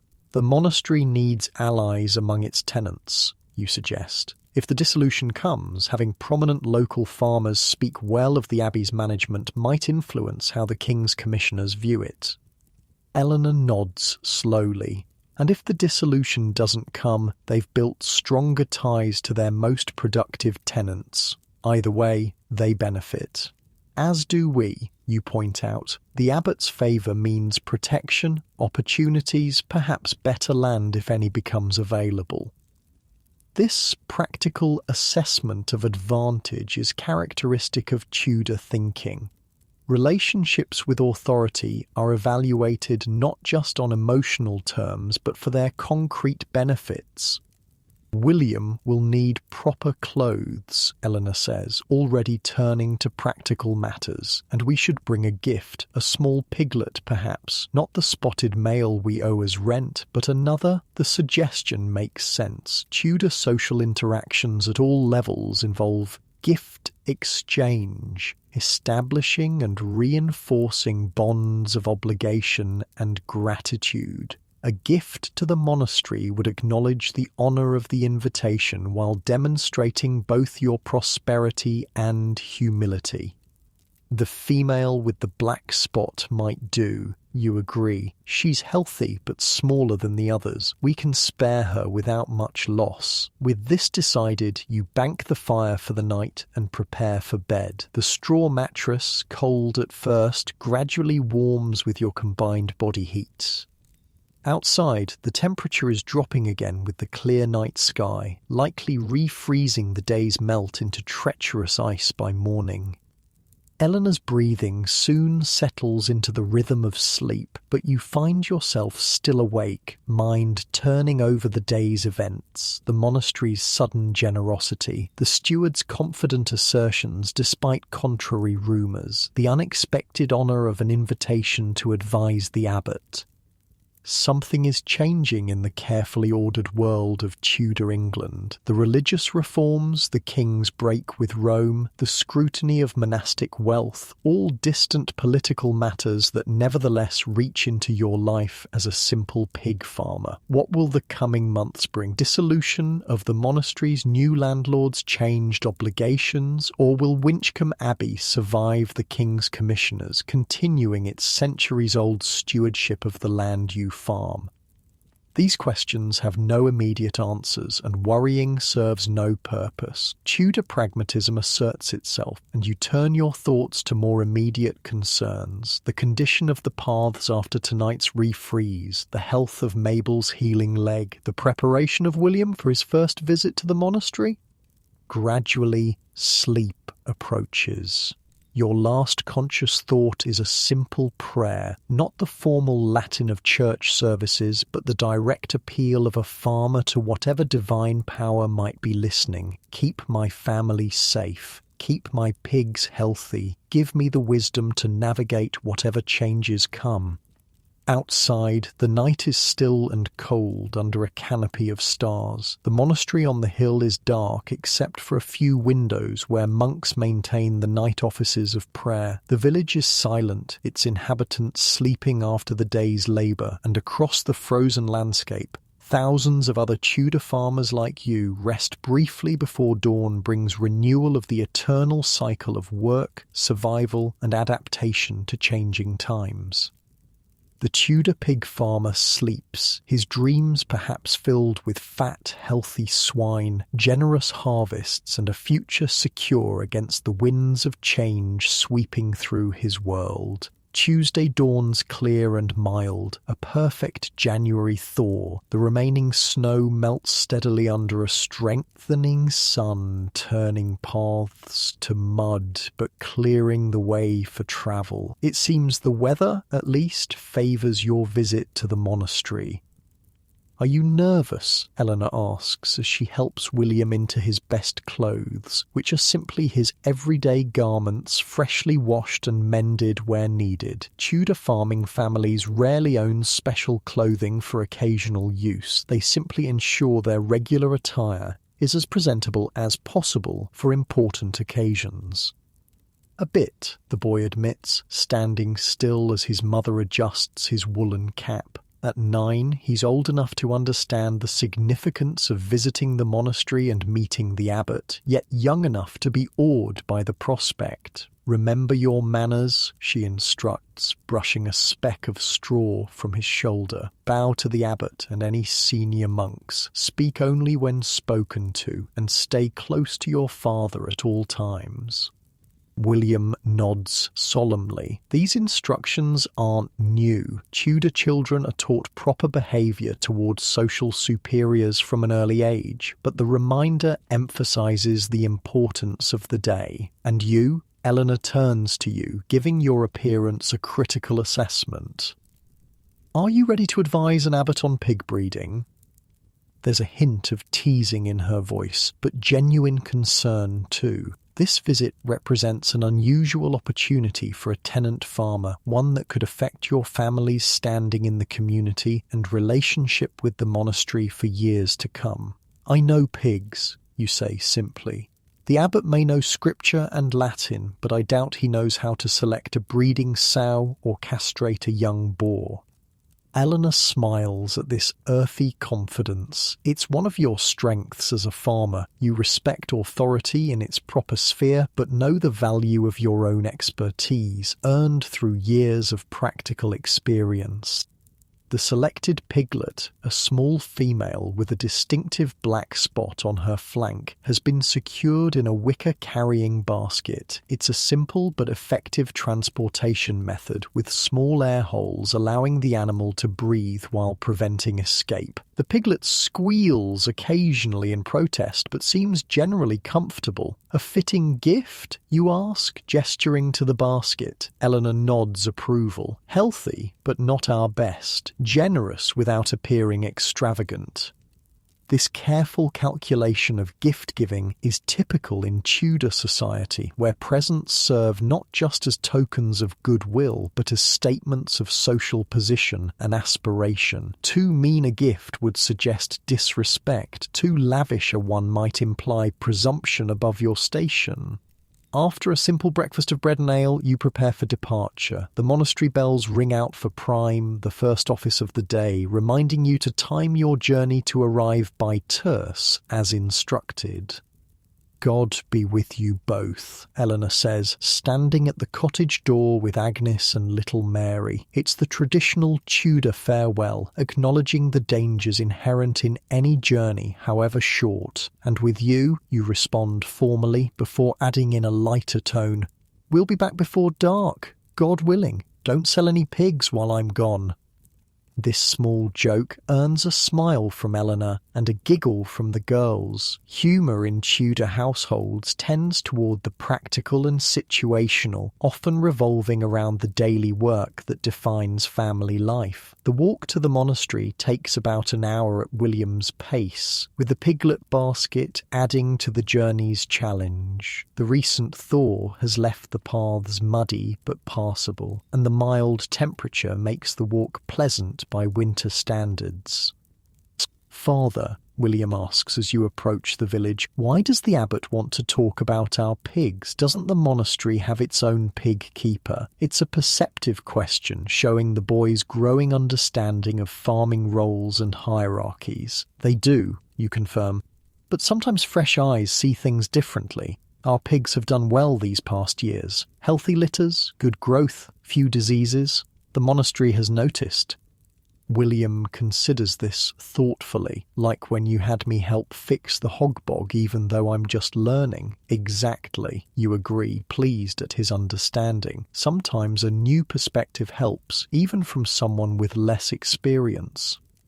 The village is bustling with activity as you pass through. The thaw has released people from snowbound isolation, and everyone seems eager to resume normal life. Women gather at the communal well, collecting water and exchanging news. Men repair damage from the snow or prepare tools for the approaching spring work. Children chase each other through muddy puddles, their mothers' calls to be careful largely ignored. Several villagers greet you with more deference than usual, having heard of your invitation to the monastery. Your status has been temporarily elevated by the abbot's recognition, and Tudor social interactions are keenly attuned to such subtle shifts in standing. Beyond the village, the land rises toward the monastery on its commanding hill. Winchcombe Abbey has stood for centuries, its stone buildings visible for miles around. Unlike your humble wattle and daub cottage, the monastery represents permanence, wealth, and power, both spiritual and temporal. "It's so big," William murmurs as the full complex comes into view. The monastery is indeed impressive, a collection of stone buildings centred around the great church, with cloisters, dormitories, kitchens, storehouses and workshops arranged in ordered patterns. Surrounding these core buildings are the working areas of the monastery farm, barns, animal pens, gardens, orchards and fields, all managed for maximum productivity. As you approach the main gate, William steps slow, intimidated by the massive stone archway and the monastic buildings beyond. You place a reassuring hand on his shoulder, guiding him forward. The piglet in its basket seems to sense the boy's anxiety, falling silent as if in sympathy. Brother Thomas is waiting at the gate as promised, his brown habit clean and neat, a stark contrast to your travel-stained working clothes, however carefully selected. "Master Fletcher," he greets you with a slight bow, "and young Master Fletcher, welcome to Winchcombe Abbey. His Grace is pleased you could come." "The honour is ours, brother," you respond with appropriate deference. Tudor social interactions follow careful scripts, with each participant aware of their relative position and the expected forms of address. "I see you've brought a gift," Brother Thomas observes, nodding toward the basket where the piglet has begun to stir again. A small token of appreciation for His Grace's interest, you confirm, the formal phrasing feeling slightly awkward on your tongue. Tudor farmers are not accustomed to courtly speech, but certain occasions demand an attempt at more refined expression. "Most generous," Brother Thomas acknowledges. "If you'll follow me, I'll first show you to the monastery farm where you can see our pig enterprise and offer your thoughts. Afterward, the abbot will receive you." As you pass through the gate into the monastery grounds, William stares wide-eyed at the bustling activity. Despite their reputation for quiet contemplation, monasteries are economic powerhouses, and Winchcombe Abbey is no exception. Lay workers hurry about various tasks, monks oversee operations or move between buildings for their religious duties, and the sounds of craft work, hammering, sawing, metal being worked, create a constant background hum. Brother Thomas leads you along a well-maintained path toward the agricultural area of the monastery. He points out various buildings and explains their functions, clearly proud of the abbey's organisation and productivity. "Our granary," he indicates a substantial stone building, "holds enough grain to feed the monastery and provide charity through a full year of poor harvest." William listens attentively, clearly impressed by the scale of operations. Your own farm's storage, a small wooden chest for precious items like flour and a simple root cellar dug into the ground, seems pitiful by comparison. Finally, you reach the monastery's pig enclosure. Unlike your humble hog bog, this is a substantial operation. Multiple pens built of solid timber, a dedicated feed storage building, and a small cottage for the swineherd who tends the animals full-time. Master Turner, Brother Thomas calls to a middle-aged man sorting feed near one of the pens. Our guests have arrived. The monastery swineherd straightens, assessing you with the shrewd gaze of one craftsman evaluating another. There's a hint of defensiveness in his posture, understandable, as your presence implies some criticism of his methods. Master Fletcher is here at the abbot's request to offer suggestions for improving our breeding program, Brother Thomas explains diplomatically, not to replace your expertise, but to complement it. This careful framing seems to ease Turner's concern somewhat. Tudor professional pride is strong, but so is the hierarchy of monastic authority. If the abbot has requested outside advice, the swineherd must accept it, however reluctantly. We've had trouble with small litters these past 2 seasons, Turner admits, warming slightly as he recognises a fellow pig expert, and more stillbirths than seems natural. You set down the piglet basket and move toward the nearest pen, your farmer's eye immediately assessing the animals inside. The monastery pigs are the same basic type as yours, the long-legged, bristly Tudor breed that resembles wild boars more than modern pigs. But there are subtle differences in their condition that concern you. May I? You ask, gesturing toward the pen gate. Turner nods, and you enter, moving slowly to avoid startling the animals. William watches from outside, the piglet basket at his feet, while Brother Thomas observes with polite interest. The sows in this pen are decent specimens, but show signs of problems you've learned to recognise through years of experience. Their bristles lack lustre, and their movements seem slightly lethargic. Most concerning, their body condition is uneven, some too thin, others carrying too much fat for optimal breeding. What do you feed them? You ask Turner, kneeling to examine one sow more closely. Kitchen waste from the monastery, acorns and beech nuts from the forest in season, some grain when needed, he lists. Standard fare for Tudor pigs, similar to your own feeding practices. And the boar? You look around, not seeing the breeding male who would typically be kept separate. In the far pen, Turner indicates, a big fellow, 3 years old now.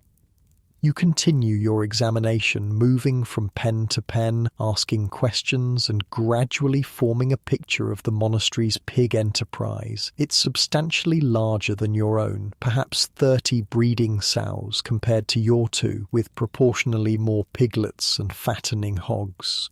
But size doesn't necessarily mean superior methods. After about an hour of investigation, you've identified several likely issues. The monastery boar is indeed impressive, a massive animal with good conformation, but he's being overused, servicing too many sows without adequate recovery time. The feeding regime, while seemingly appropriate, lacks certain elements you found beneficial, and most significantly, the pigs are kept too confined, without sufficient opportunity to forage naturally. Well, Master Fletcher, Brother Thomas prompts as you exit the final pen, what are your observations? You gather your thoughts, aware that your response must balance honesty with diplomacy. Criticism of established monastery practices, even when requested, must be framed carefully. Master Turner runs a fine operation. You begin, acknowledging the swineherd's skill. But I see 3 areas where changes might improve breeding success. Turner listens with surprising openness as you explain your recommendations, rotating 2 or 3 boars rather than relying on a single one, supplementing the pig's diet with certain mineral-rich plants you found beneficial, and most importantly, allowing more forest foraging time even outside the traditional pannage season. Our wild boar ancestors roamed freely, you explain, drawing on knowledge passed down through generations of pig keepers. Confined pigs breed less successfully. Something about the movement and varied diet seems to encourage fertility. Brother Thomas nods thoughtfully. This aligns with Aristotle's observations on animal nature, does it not? That creatures thrive best when allowed to express their natural behaviours. This unexpected scholarly perspective on your practical knowledge takes you by surprise. It's a reminder that monastery education encompasses both spiritual texts and classical learning that would be inaccessible to most Tudor farmers. I haven't read Aristotle, brother, you admit, but my father and his father before him found that pigs allowed to root and forage produce larger, healthier litters.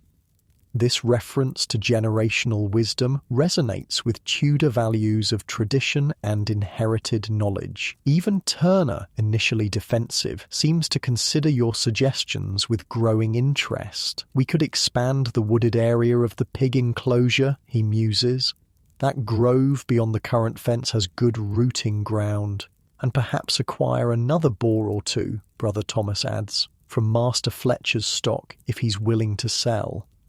This suggestion, purchasing breeding stock from your farm, goes beyond your expectations for the visit. It represents not just recognition of your expertise, but a potential economic opportunity. I have a young boar nearly ready for breeding, you offer cautiously, showing great promise from our best sow's last litter. The conversation continues in this practical vein with increasingly specific discussions of pig management techniques. William, after his initial shyness, begins to contribute occasional observations from his own experience helping with your pigs. His comments are simple but accurate, and you feel a swell of pride at his growing knowledge.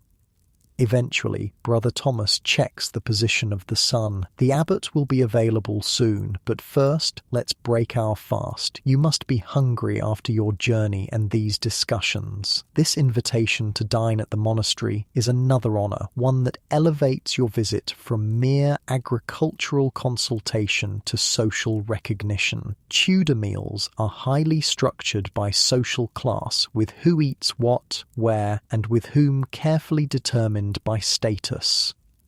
You and William are led to the monastery's outer refectory, a dining hall for visitors and lay workers rather than the inner refectory reserved for monks. Still, it's a far grander space than you're accustomed to. A high-ceilinged room with long wooden tables and benches, windows allowing natural light, and a small fireplace providing warmth.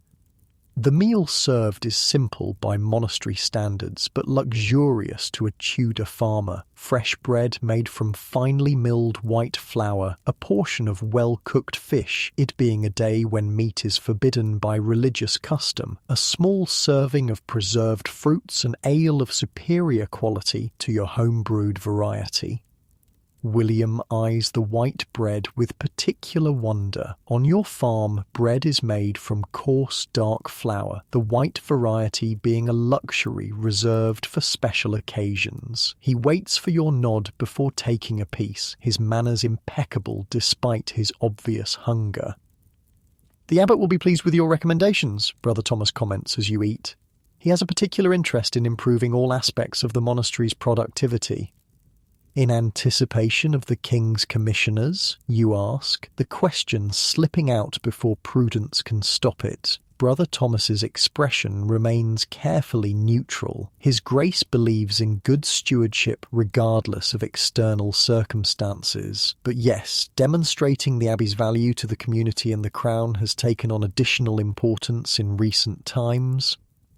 This diplomatic acknowledgement of the political realities facing monasteries is as close to a direct discussion of the dissolution threat as is likely in this setting. Tudor conversations about potentially dangerous topics often employ such careful phrasing, allowing shared understanding without explicit statements that could be deemed treasonous or heretical.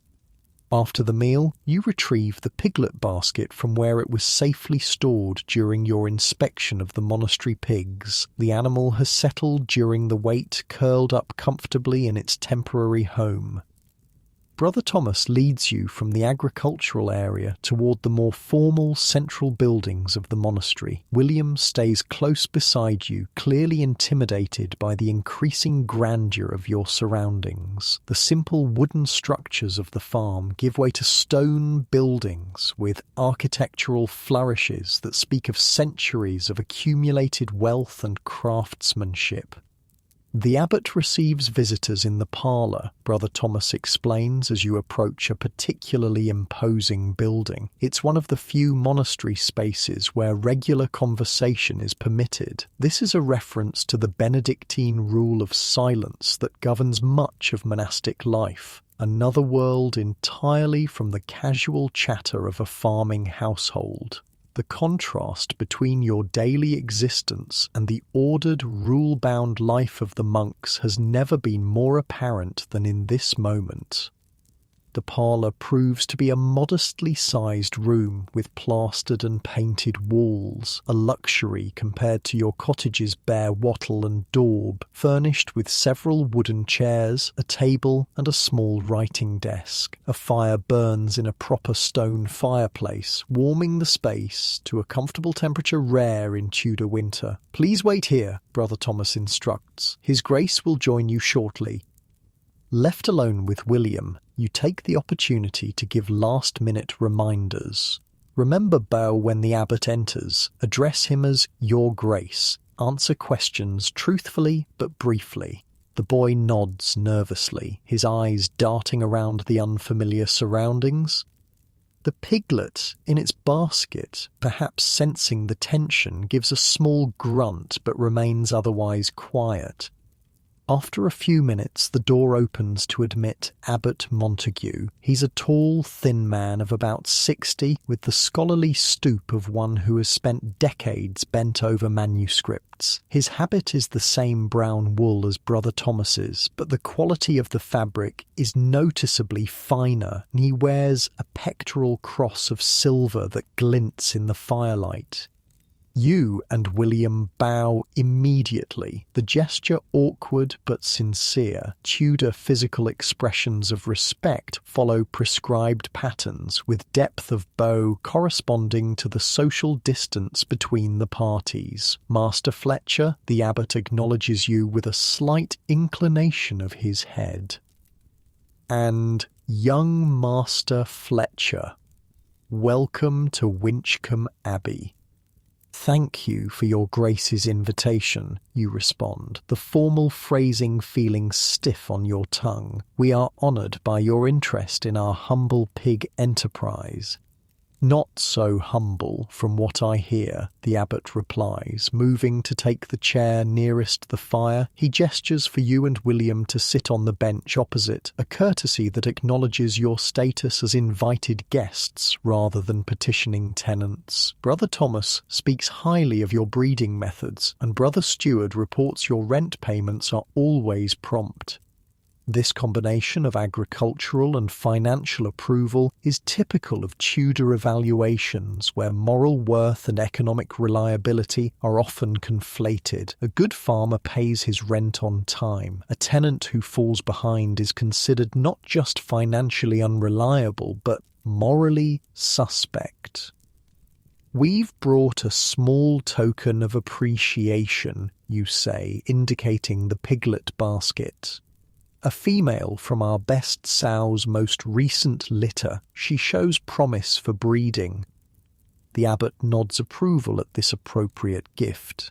most generous. The monastery accepts with gratitude. With these formal exchanges complete, the conversation turns to more substantive matters. The abbot asks detailed questions about your observations of the monastery's pig enterprise and your recommendations for improvement. His knowledge of practical farming is surprisingly extensive for a man who has spent his adult life in religious scholarship.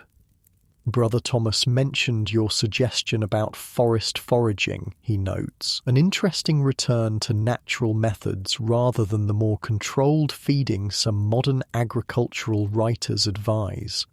This reference to modern agricultural writers, likely texts from the continent that are circulating among educated landowners, highlights the gap between formal written knowledge and the practical experience of working farmers like yourself. Tudor England stands at a transition point between traditional methods passed down orally and newer approaches based on observation and experiment.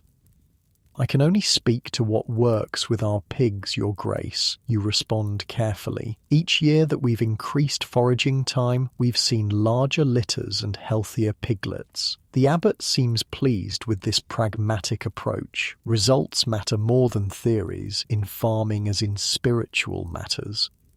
This philosophical comment leads to a more general discussion of monastery lands and their management. The abbot explains his vision for increasing productivity while maintaining traditional stewardship values. It becomes increasingly clear that Winchcombe Abbey is positioning itself as an exemplary landlord and agricultural innovator, qualities that might help it survive the scrutiny of the King's commissioners. Throughout this conversation, William remains silent but attentive. You notice the abbot occasionally directing a kind glance his way, acknowledging the boy's presence without putting him under the pressure of direct questions.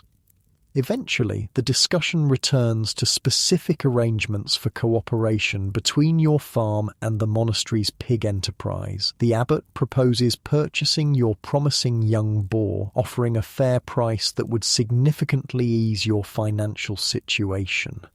Additionally, he suggests a formal role as occasional advisor to the monastery swineherd, with modest payment for your expertise.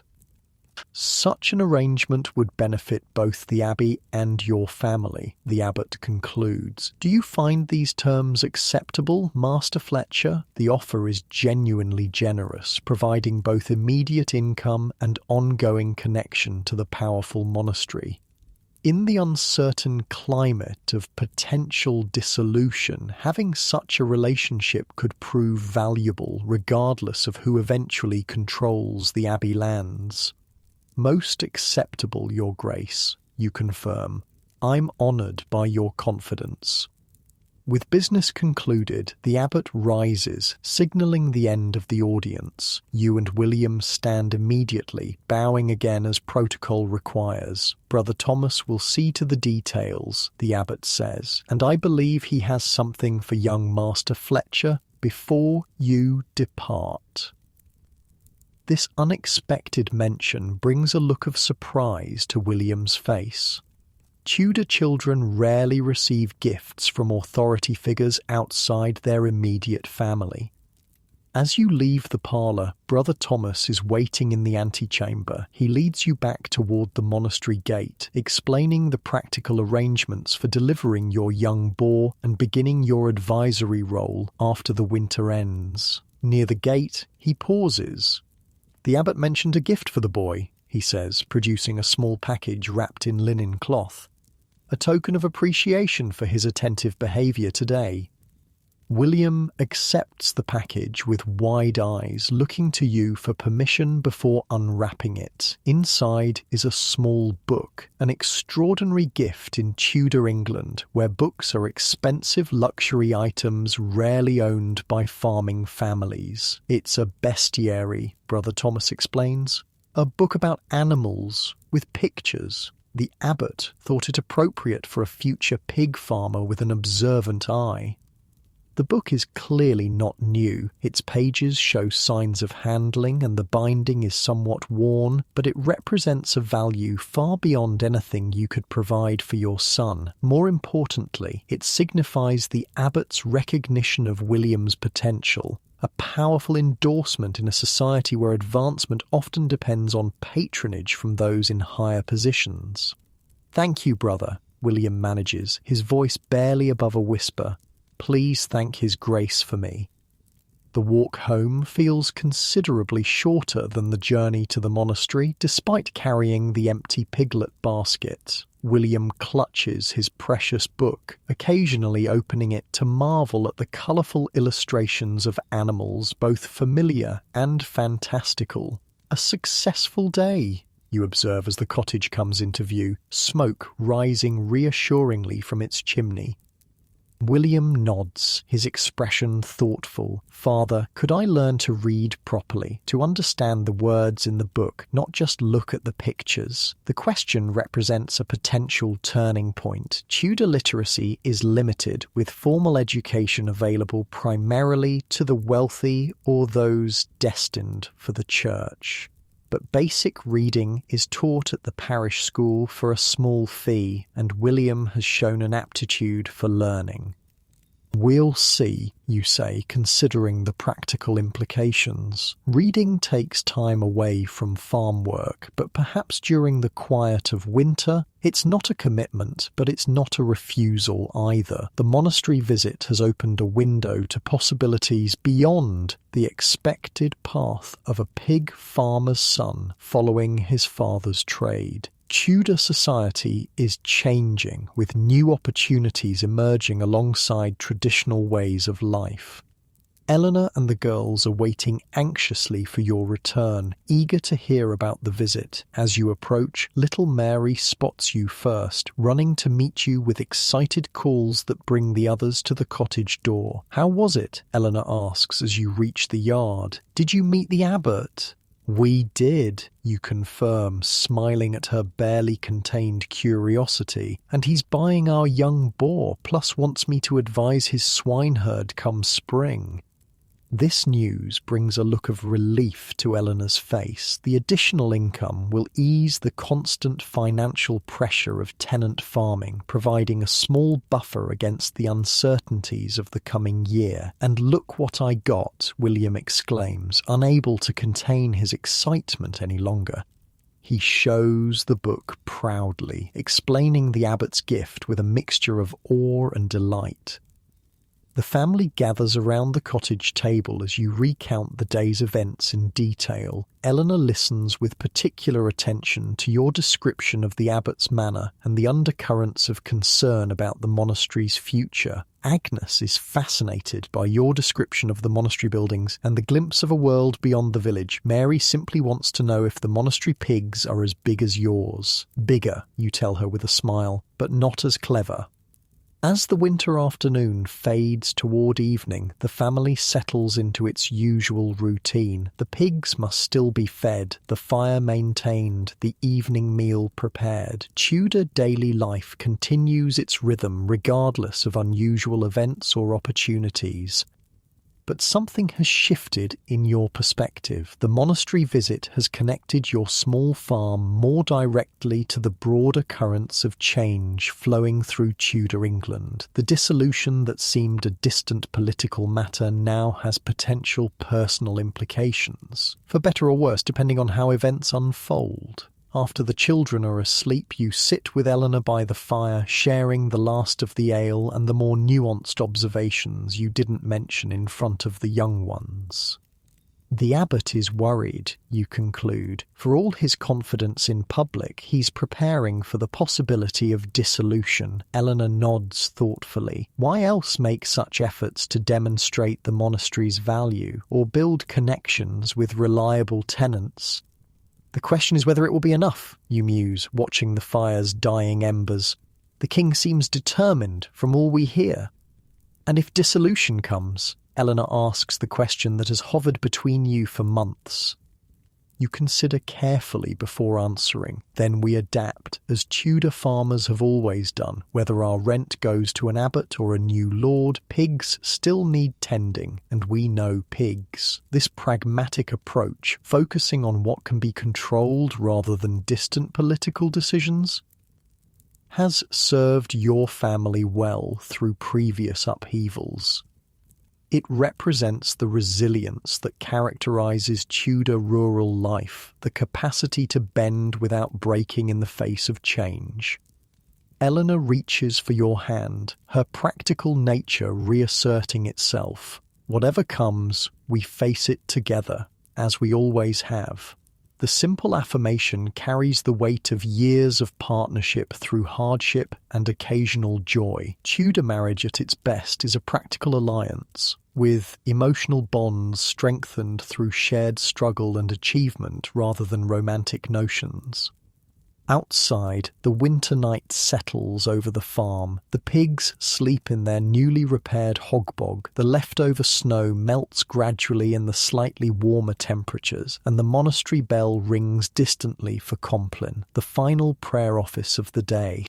Inside your cottage, warmed by the banked fire and the close presence of your family, you find a moment of peace amid the uncertainties of Tudor England in transition. Tomorrow will bring its challenges. It always does for a pig farmer living close to the margin of subsistence. But tonight, with a new connection to the monastery established and a small economic boost secured, the future seems slightly less precarious. As sleep approaches, your thoughts drift to William and his new book. Perhaps there is a different path possible for him, not abandoning the family tradition of pig farming, but enhancing it with the power of reading, of access to knowledge beyond what can be passed down orally. Tudor society is gradually opening such possibilities even for common folk, as the old medieval certainties give way to new ways of thinking and living. These contemplations fade as sleep takes hold. The Tudor pig farmer rests, his body weary from the day's journey, his mind quieted by the simple satisfaction of having represented his family well in an important encounter. Whatever changes the dissolution may bring to the land you farm, the fundamental skills and knowledge you possess remain valuable. Pigs still need tending, breeding still requires expertise, and the ancient partnership between farmer and livestock continues regardless of who holds title to the land. In the quiet of your cottage, surrounded by your sleeping family, you find the resilience that has sustained countless generations of Tudor farmers through wars, plagues, famines, and political upheavals. The particular challenges of your time may be unique, but the human capacity to adapt and endure remains constant. And so, as the last embers of the fire glow softly in the darkness, you drift into dreams perhaps not so different from those of modern people, dreams of security for your family, success in your work, and a future slightly better than the present. The details differ across the centuries, but the essence remains remarkably similar. Sleep well, Tudor pig farmer. Your story, the daily struggle for survival, the careful navigation of social hierarchies, the quiet pride in specialized knowledge, represents an essential thread in the complex tapestry of human experience. In your seemingly ordinary life lies the extraordinary resilience that has carried humanity through its most challenging transitions. As your breathing deepens into the rhythm of sleep, the centuries between your Tudor cottage and the modern bedroom where this story is heard seem to collapse. For a moment, across the vast distance of time, there is a connection, a recognition of shared humanity, despite the profound differences in daily experience. Rest now as your listener drifts towards sleep as well, both of you finding peace in the darkness, separated by time but united in the fundamental human need for stories, for understanding, and for the comfort of knowing that others before us have faced uncertainty and found their way forward. In your small corner of Tudor England, under a sky filled with stars unchanged by the passing centuries, sleep claims you at last.